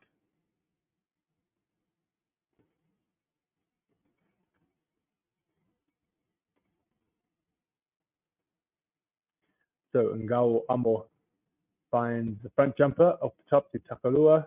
Takalua out there to Aki. Aki, nice pass to Moala. He's been good today. Excellent running from him. Takalua then comes back to the right-hand side, back to his forward, then out to the left-hand side, to his backs. Moala, nice quick hands from William Havili off to Piatau to Kata to his opposite wing, or his fellow wing, but it has been stripped by Simonescu. Frantic stuff there from the Tongans and Romanians. Excellent, hard, physical work from both sides. Romania doing just enough to prevent the Tongans really finding any kind of form. This was excellent quick hands there. Tried to cut back his field. Nice work from Wala to William Havili. Take a bow. Brilliant little tap. So it is a Tongan line out though. About 12 meters or so from the Romanian try line. So again, Romania under tons of pressure this second half. They do find their jumper just. Fifita brings it down. Looks like they've got a penalty advantage, potentially playing the man in the air. So Tonga with every opportunity to score here. Driving more kind of stagnates. Aki dabs it through, just a bit heavy on the boot. Potentially the right option. You had two Tongan players chasing after it, but just a bit heavy. They do come back to the penalty though at line-out time. So I wouldn't be surprised if we see the Tongan team go to the corner. Romania did so well in towards the end of that first half to get themselves back in the game. Just need to make sure they're not going to let themselves down with some ill discipline. Yeah, having a look here, Tonga spent 42% of the time down in the Romanian 22. I mean, that's a massive amount of time to spend anyone's 22. So props to Romania for not being down by more. Right, line out, 5 meter. Job one, find your jumper. That's done. They find Adam Coleman. They set the driving maul. It's got momentum. It needs to stay up. It seems to be anything sure of a try. They're over the line. Absolutely, they are. Angus Gardner giving it the try. And who is it that comes up with it? Potentially one of the substitutes, waiting for number confirmation. Well, no, I do believe it is big number 6, Paea, comes away with that try. As number 8, Sione Valianu. Great team try there for the forward pack. Very clinical line-out time. Found the jumper, set the running maul, got momentum early. and the Romanians unable to stop Big Ben Tamafuna. They're leading that rolling maul. Very, very difficult to stop it at that point. But excellent work from the Tongan forward pack. So Romania's now job just got even harder. They did seem to be galvanized in that first half, but obviously the man advantage was quite useful.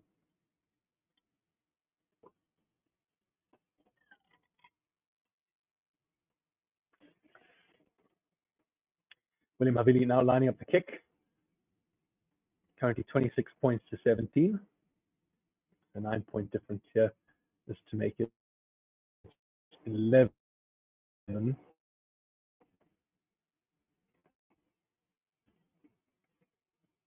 Havili kicks. No issue there for the Tongan 10. Now 28 points to 17. Good work there from Tonga.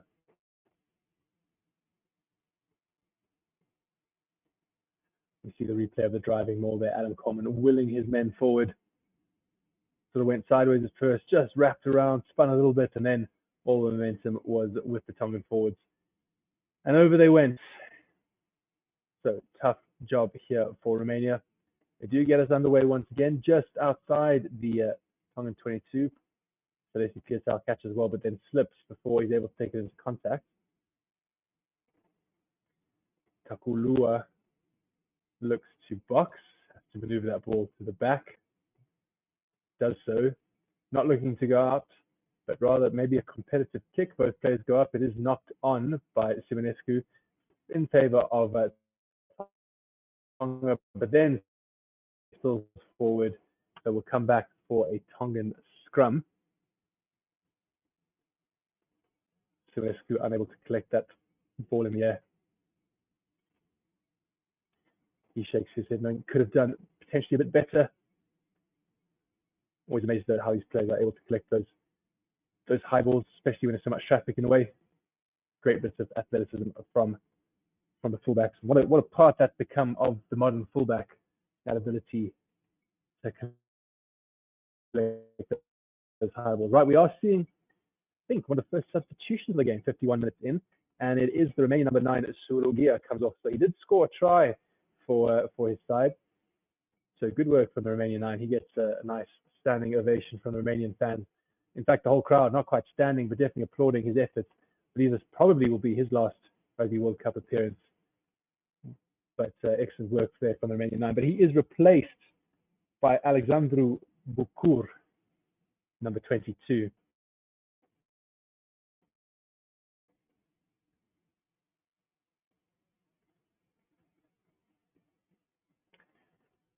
Interestingly, though, we do see Bucur go to first receiver as fly half, and Konache flipping into the scrum half position. But what a massive, monumental scrum from the Romanian forwards, totally outpowering the Tongans and actually earning themselves a turnover. So excellent work there from the Tongan, the Romanian forwards, getting that second shove on well, and the most recent try scorer, Vaila Anud, unable to get the ball out there, just getting trapped between his teammates' legs. Good shove from the Romanian pack. So now Romania with both possession and territory.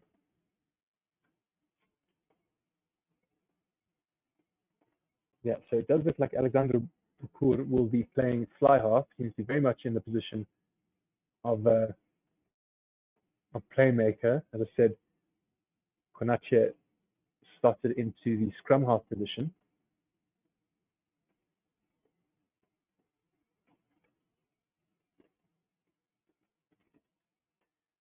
Just taking a little bit of time here to set up this scrum, this Romanian scrum. Again, once again in the Tongan half, about on the 10 meter, just to the left-hand side of the field. We do feel Romania have to score next to sort of stay in this game. I know we said that towards the end of the first half, or really when Tonga was starting to pull away, but I do feel now with an 11-point difference, we can chop that by 7. The scrum does collapse. Potentially Ben Funa there losing his footing.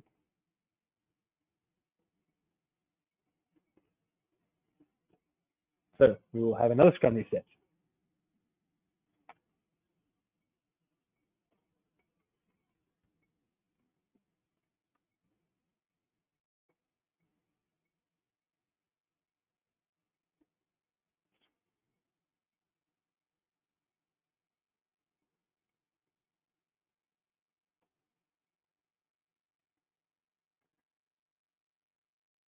Right, so on the 10-meter mark in the Tongan half, just outside the 15, we go for the scrum. It is solid, but the Romanians walking it forward, absolutely decimating the Tongan forward. Picked up from the back by Gorin. Needs to make sure he's not isolated. Isn't. Out they come to the right-hand side. Here come Romania. Panach out to Tangiomana. Or is that potentially actually Manu Mua? Apologies. Right, what comes to the left here? Bukura getting involved. Nice run on there. Excellent work from Sekue. Tons of space there over the Tongan 22. This is good from Romania. But a solid shot there from the Tongan defense, then driving them out to 22. Read that play very, very well. The Konash at the base of the ruck. Out the back to Bukur. He finds his number 12, Tangimana. Tangimana over the top there to Seku. It's dabbed through. Excellent try from Romania here. Simonescu. Brilliant work from the Romanians. That was absolutely fantastic stuff. Tonga just absolutely nowhere on defense, and all started with their scrum being decimated, which is not something you see very often, one of the Pacific Island nation scrums. So Marius Simonescu gets over for a phenomenal try, was chipped ahead. So here we see the replay. Bukur comes to the left-hand side, and it was number 11, Sekue, this side, finding himself in all types of space. And then ultimately to the right, then Bukur out to his number 12. Lovely pass over the top. And I think it was Onotu, really, who put the little tap on. Yeah, it was. Brilliant little dink by the number 14, Onotu. And Marius, Simonescu, just chasing on and starting it down for a brilliant team try there. So game on. Well done, Romania, for keeping this contest alive, making sure that scoreboard ticks over every now and then. And what better way to do it than with 5 points and hopefully an extra 2 with the conversion to come.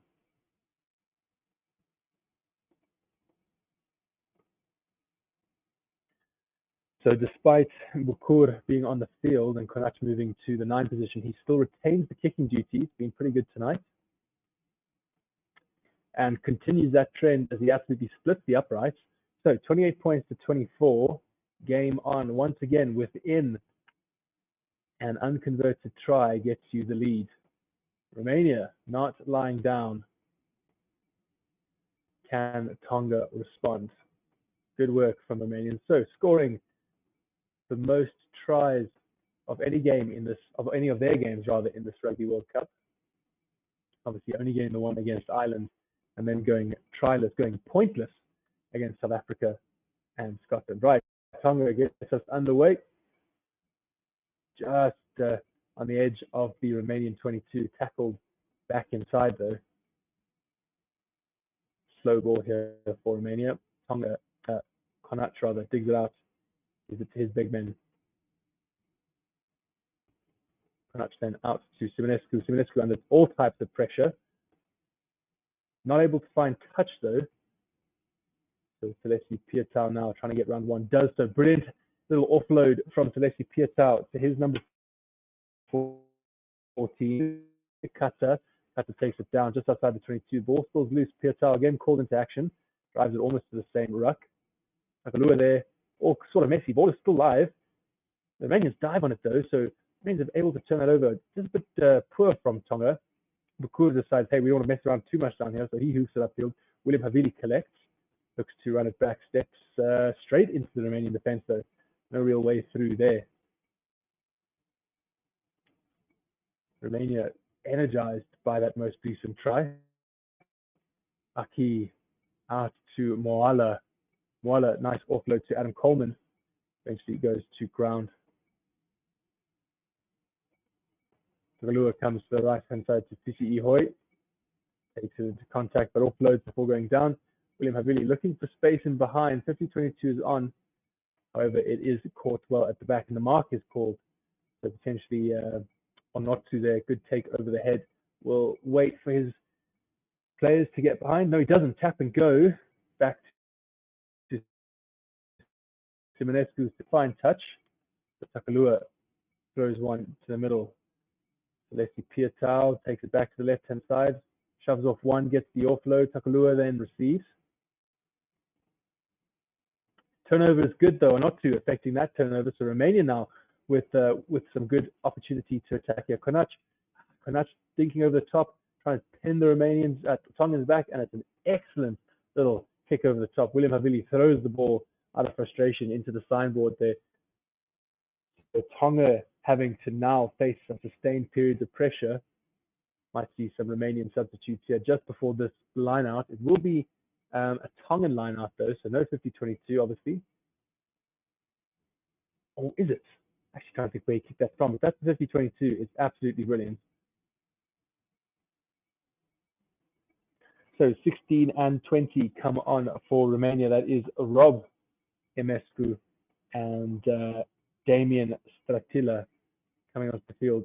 So Captain Korja Karu comes off, and the number 8 Gorin, who I think's had a pretty good effort tonight, he comes off as well, clapping the crowd and see the emotion there. Might be the last time we see big Gorin in a Romanian jersey.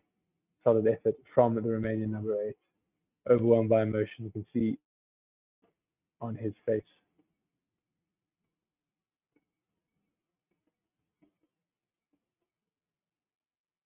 Right, not a 50-22, so it is Tongan line-out. They go to the front, they find their target.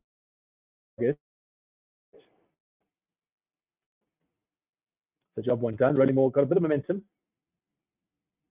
Romania can't afford to let this go on for too long and do all that good work Konach did with his little box. Right, they get it out to Kalua, then comes to the right-hand side. Mwala, so often quite an unusual 13, likes to take contact quite a bit. William Havili, not able to find touch, so Onotu then inside to Emescu, Simonescu looking for the 50-22, not able to get it over the Celeste Pietau. Celeste Pietau puts it on the boot, chips it over. It is knocked, I think, on by Simonescu and ultimately into touch. So opportunity there for Celeste Pietau to effectively counter, looking for the space, identified it, nice little chip over the top, but the bounce not as fortunate as he would have liked. It does result in a Tongan line out though. Moto coming off, and number 19, Florian Orusa, I think comes on in replacement. So quite a few Romanian substitutions happening. Right, Tongan line out just inside the Romanian half. Go to the front, off the top. Takalua then out to Aki. Aki then to Havili, the number 7 Havili. Come back to the right-hand side here. Kata strong in the tackle, looking for the open. Kata straight through. Kata looking for support. Excellent work there from the Tongan 14. Advantage to Tonga here. Romania off their feet at the breakdown. So license to play around a bit. Havili then to Aki. Aki looking for support. The right option finds Mwala. Mwala breaks through the first tackle, as he so often does. Takalua then goes to the left-hand side. Numbers there. Pietau, nice offload to the Tongan 11. Eventually down about 7 meters from the try line. Do well to keep it in play. Mwala is strong from this position, but met well in the tackle. Then out to number 7, Havili. Takalua out to the right here. Havili then number 10. Oh, and it's an excellent piece of work there from Aki. Able to get round one tackle, has the speed to get round the other Romanian player, and Tonga are in for another try. Excellent work from the Tongans. Felt a bit inevitable at that point. Romania just unable to keep their defensive effort. So Peter Aki, good work from the Tongan 12. All started from a really great, strong run, thanks to the Tongan 14 Kata, able to shift through a couple tackles. Mwala getting his hands free. And ultimately here, just shirking the first tackle, it was the replacement 10, Alexandru Bukuru, just a bit out of position, maybe beaten for pace. Good work there from Aki.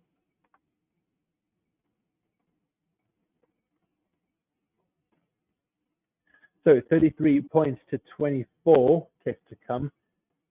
And Romania still remaining in the game, but unable to just bring it back and actually get on top. Tonga doing well to keep the scoreboard ticking over in their favor. William Havili then from the right-hand side. Havili does excellently. No issue. Both kickers, I think, have been in great form tonight. So 35 points to 24.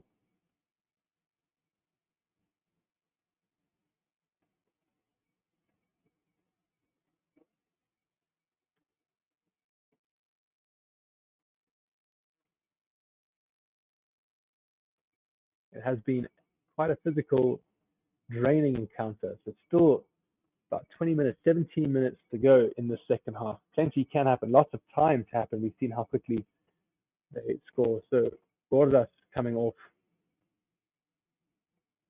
as well as number 21, Gabriel Rapanu. So the 9 we've seen. So I wonder if it is number 11 coming off for Romania. They get us underway. Celeste Pietau with an excellent clearance kick, taking us just about to halfway. He feels like he's been hard done by, which probably tend to agree with him there, but just on the other side. So Romania with an opportunity for a line out in their half.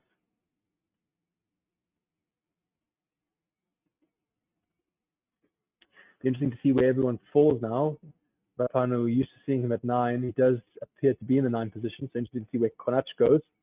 Rapanu then to Konach at first receiver. He puts one up in the air for chases. No real chases though. Pietau offloading in the contact to Kata.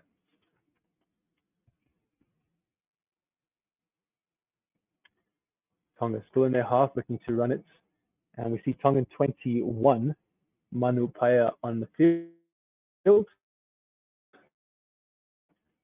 Tongans with a great stab through from William Havili. Interesting to see if this has come from his 50. It could be a 50-22. Everyone seems pretty stoked about that. Good work there from William Havili here. Identifying the space there. No, not. Ooh, yes. Lovely 50-22. William Havili there with a great bit of skill, earning his side both territory gain as well as retaining possession. So once again, a good attacking platform from Tonga here. Can they look to potentially drive the nail into the coffin? Ngaumo goes to the center, finds Fifita. Out it comes quite quickly. Here comes Moala. Moala out the back to Havili. Havili then to Celeste Pietau, 2-on-1. Finds Kata, and Kata is over the try line for what was an all too easy try. It really looked like just a training ground move there, but well executed from the Tongans. Solomon Kata there, 3 tries this Rugby World Cup. The Romanians just a bit lost now. You unfortunately feel that they were able to put in that solid effort for the first 60-odd minutes, and so often we see with the emerging Rugby Nation sides, it just peters up unfortunately towards the end. But good running here from Tonga. Take nothing away from this move. Celeste Pietau probably able to score from that position himself, making the smart move and distributing for nicely. Good work from the experienced 15.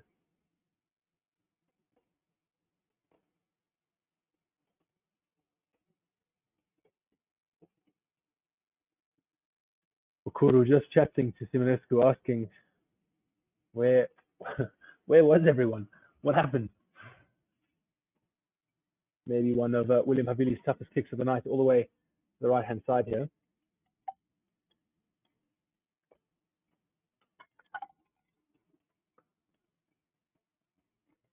But he's done well. He's kicked one from a similar position.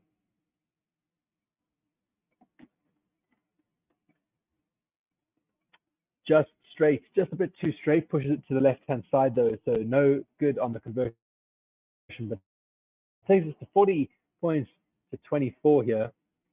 So quite a commanding difference, and I think the score stays where it is. I'm in a good position in my SUPERBRU, so that would be great. Both teams could kind of just hold on the scoring. 13 minutes to go, and we are underway once again. Just on the edge of the Tongan 22. Fifita takes it up. Well met in the tackle by the Romanian defense, but remaining on his feet, able to get the ball away. This may not the smartest move, but out it goes to left. Counter-attack opportunity here for Moala. Puts on the gas. Moala looks to his left. Moala still going. Moala, I think he had to give it there, but ultimately makes tons of meters there. Fisihoy at scrum half position. Out it comes to the right. William Havili then shifting it on. Here's an opportunity for another counter-attack. So number 23 on the field. 23 is going himself. Puts it on the boot. That will be pinged out into touch off a Romanian player. So that was Kirin Tau Moafoloa. Good work there from the number 23. But Moala just through one, through two, kept going.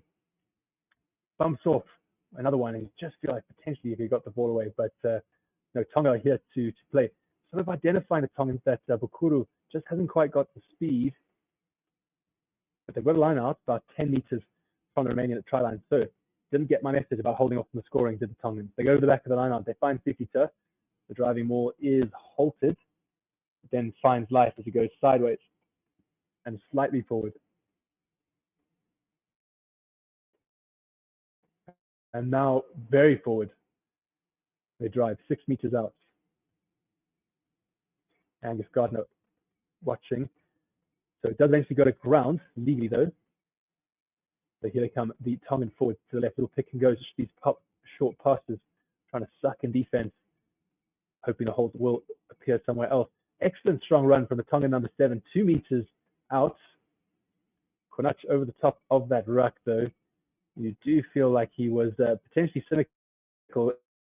Angus Gardner is going to his pocket. And yep, there it is, the yellow card. So the number 10, in desperation to prevent a try being scored, he has concealed a yellow card for being off his feet. So that is Alin Konach. And that'll probably be his Rugby World Cup as we're at the 69-minute mark. So unlikely we'll see again. He's obviously disappointed in himself, but was clearly off his feet at that ruck. Strong run from number 7, Havili, though, taking it up the field, getting them within 2 meters.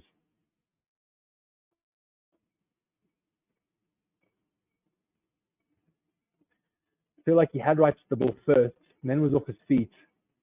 It was quite a tough one, but probably the proximity of where that ball and ruck was not doing him any favors there.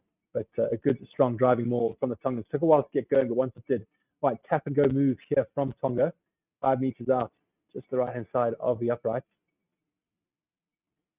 They do that, they shift it off. Now they go out to the back here. A little bit of a play though, Moala. So wrapped up well. 7 meters out, to the right they come. Romanian defense doing well. They dig that ball out. Tough work here. Romania's not making it easy for Tonga. Why would they? Ben Tomafuna, a little show and go. He's got all the tricks in the book. Does Big Ben. Come to the right. Fifita. Still to the right now. 3 meters out.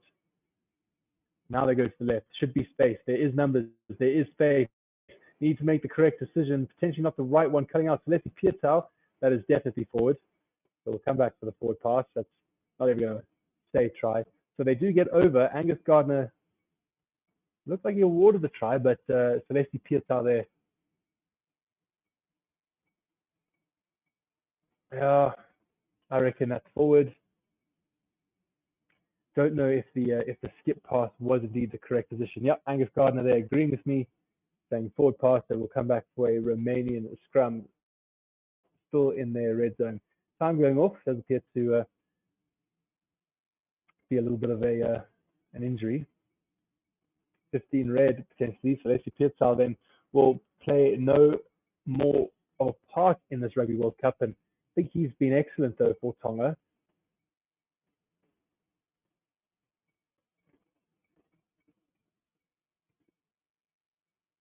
So Celeste Pietau comes off the field and is replaced with 22.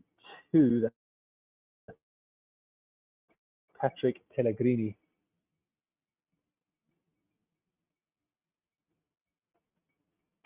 Really great to have you in the chat asking, is the Tongan captain still on? If by Takulua, no, Tongan captain is also off. And we do see there Big Ben coming off. What an effort from him. 70 minutes from a man of Big Ben's size. I mean, fantastic work there from Ben Tamiafuna. Excellent work from a Tongan prop. But really, I believe that Takulua is also off. And it is Manu Pea on the field there in the 9 position.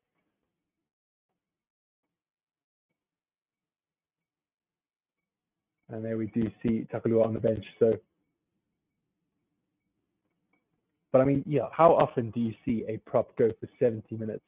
Not very often. You know, with the way teams are going with 5 3s or 6 2s or 7 1s, often the props and the hookers are the first to go. Well, definitely the props. So excellent work from Ben Tamiafuna there.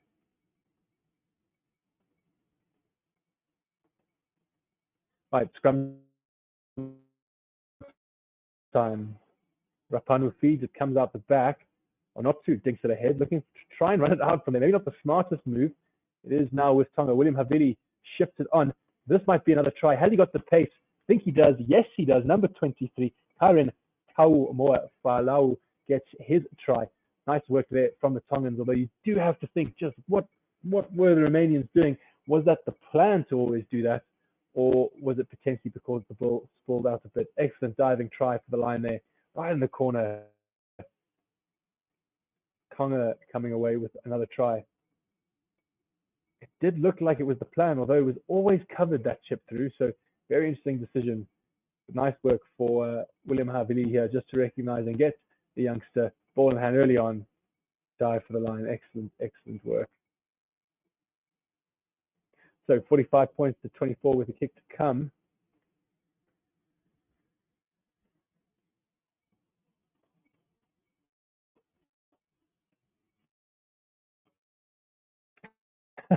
I see, really. I'm glad they got you decent fantasy points. Yeah, I think you know, going forward, well, it's a bit too late now, isn't it? But Ben Tamiafuna would have always been a good one. I mean, he's on the pitch for so long and does so much in the prop position. So good work from him. But glad your fantasy is going well.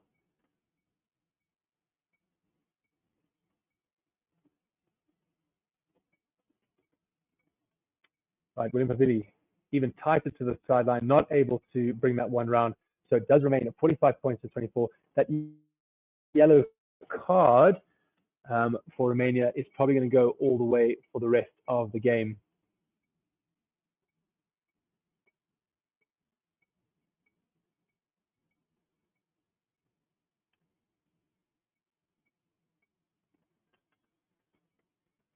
But excellent work there from the Tongans. So Romania able to collect their own kickoff, but then it becomes very, very scrappy.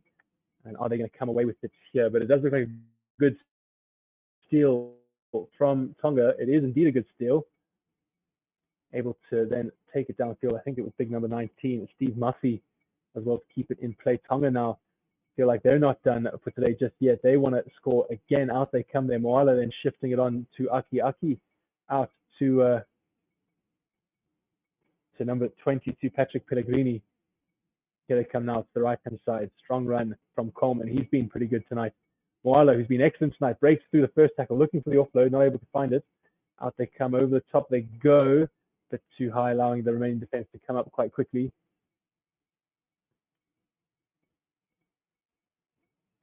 Still to the right-hand side they come. Here we go, 2-on-1. Try scorer inside to number 6, Paya. But the remaining defense holds strong and able to turn over there. Good work from Bobok, the number 7. Being relatively quiet the second half, but comes up with a key turnover in a critical position.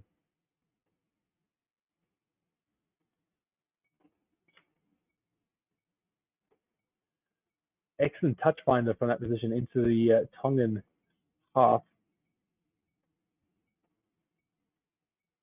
So Tonga now, if ever there was a time, if they wanted to try and come back into this game, they would need to score quickly within the next 2 minutes or so. With just 6 minutes to go, trailing by quite some points, 19 points. It's a tough ask. But the Romanians will be up for it. So they go to the lineouts, driving more, starts to go forward. Getting good meters are the Romanians. And then ultimately stopped, told to use it once, and they use it. Go to the right. No way through there for number 23, Mihai Graure. Taking down Rapanu out to his big men. They're driven backwards. Rapanu again now to Bukuru. Bukuru in the first receiver position in the fly half roll. Scrappy here from Romania. No real shape. Does still lose. So Tonga exerting all sorts of pressure on the Romanians, who aren't answering the call incredibly well. Rapanu trying to milk the player being in the wrong position. Referee isn't having it. Lyon says Angus Gardner, right? But Rapanu then out the back. Bukuru, Tangomani, out to Simonescu. Simonescu with an injection of pace. But all wrapped up by Aki. Good work though. Good positive run over the advantage line. So they have got a penalty for either one of the Tongan players, just a bit too keen. Off Rapanu goes. He is completely isolated. William Havili then able to turn that ball over, winning the penalty himself. So Rapanu trying to catch the Tongan sleeping. He caught a few of them, but William Havili was 10 meters back and so able to advance, effect the tackle, and then the turnover. So not to be for Romania.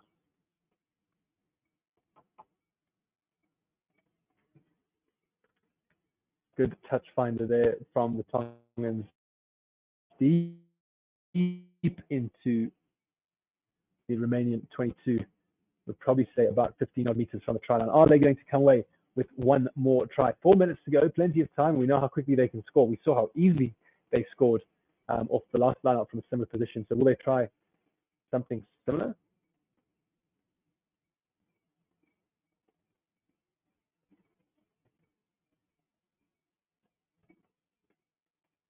Right, they go to the center. It's a bit messy, but they do come away with this. Not as cleanly as they would have liked, though. Looks like Romania actually have been able to turn us over at ruck time. They have. Rapanu then feeds the big man, asking to bring a bit more relief. It is stripped, though. Dab through. Is this going to be a try? They'll have to check it, but 22, nope, they're deeming a knock-on. That did look quite promising, but it was indeed a knock-on. So we're going to have a Romanian scrum still in the red zone.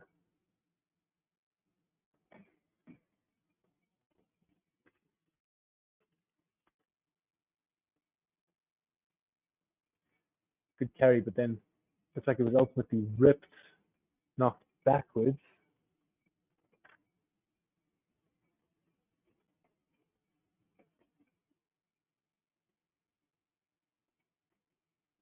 Just a bit of break in play here while we wait for the scrum to be reset. Guys, once again, thank you so much for all of you joining in and engaging with us in this Rugby World Cup. Really appreciate your support. Make sure you hit that like button, subscribe to the channel, potentially look at becoming a channel member as well. And then once again, a massive thank you to our sponsors and channel partners in BoyleSports and BITDEFENDER. So BoyleSports, your place to go if you want to put down a bit of money. If you think you know what's going to happen, again, that massive 1,000 Rand, they will match you up to your first deposit. And BITDEFENDER with their excellent services, making sure your cyber security needs are taken care of. So definitely check out the link in the description. And play is underway once again. So Romanian scrum, 12 meters from their line. It holds steady. Ball needs to come. Rapanu digs, feeds, finds Simonescu. Simonescu looks to kick, but then tries to run it through. Again, interesting decision when you're in the red zone here. Maybe looked up and didn't like what he saw, but Romania is still under all kinds of pressure. Eventually out to Bukuru, who then does the honors, kicks, does find touch, but still in the Romanian half. So Tonga, once again, will have an opportunity to score. Tonga taking advantage of that man advantage, which is only 30 more seconds before it expires. And Konachi will come back on the field, although it'll be tight to see when play resumes. So number 16, Sione Anga Aile Angi is throwing into the lineup for Tonga now.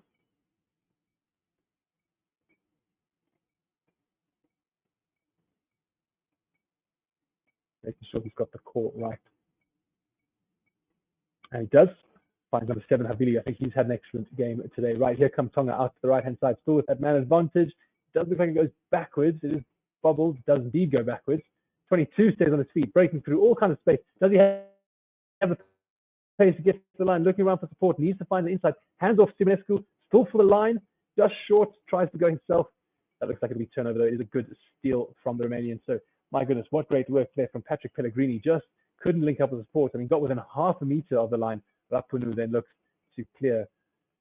Oh, how unfortunate for Pellegrini. That would have been a great individual try. Konach is back on the field for the last 20 seconds of the game. Excellent work here. Gets through 1. Gets round 2. Has a look. Looking for the support. Dummies. Hands off Simonescu, who eventually then brings him down. Tried to dive for the line, but no luck. And then, turned over by the big number 18, Bortila for Romania. So we are in the red. This will be the last passage of play. It goes over the top. It falls fortuitously for Tonga. So they've got one opportunity here. And Romania effectively making that good tackle on Havili. William Havili takes it down to ground. I'll go by, inside there to number 18, Toko Lai. Still coming to the right-hand side here. They've got the numbers. Not much space, though. Nice to offload it. Hacked forwards. All getting a bit scrappy now. Do you feel like potentially Tonga here are just going to look to kick it out? So there's a penalty diving on the player. Tonga will have the opportunity to just, once again, try to put this deep into the Romanian 22. It was Konach there penalised, so he's just come back on. First thing he does is give away a penalty. Not the end to the Rugby World Cup that he would have been the most tries that they have at this Rugby World Cup in this game.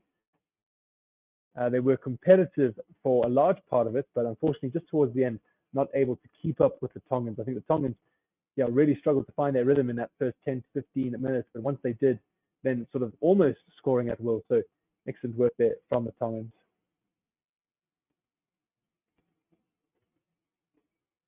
Right, here come Tonga. One last roll of the dice. They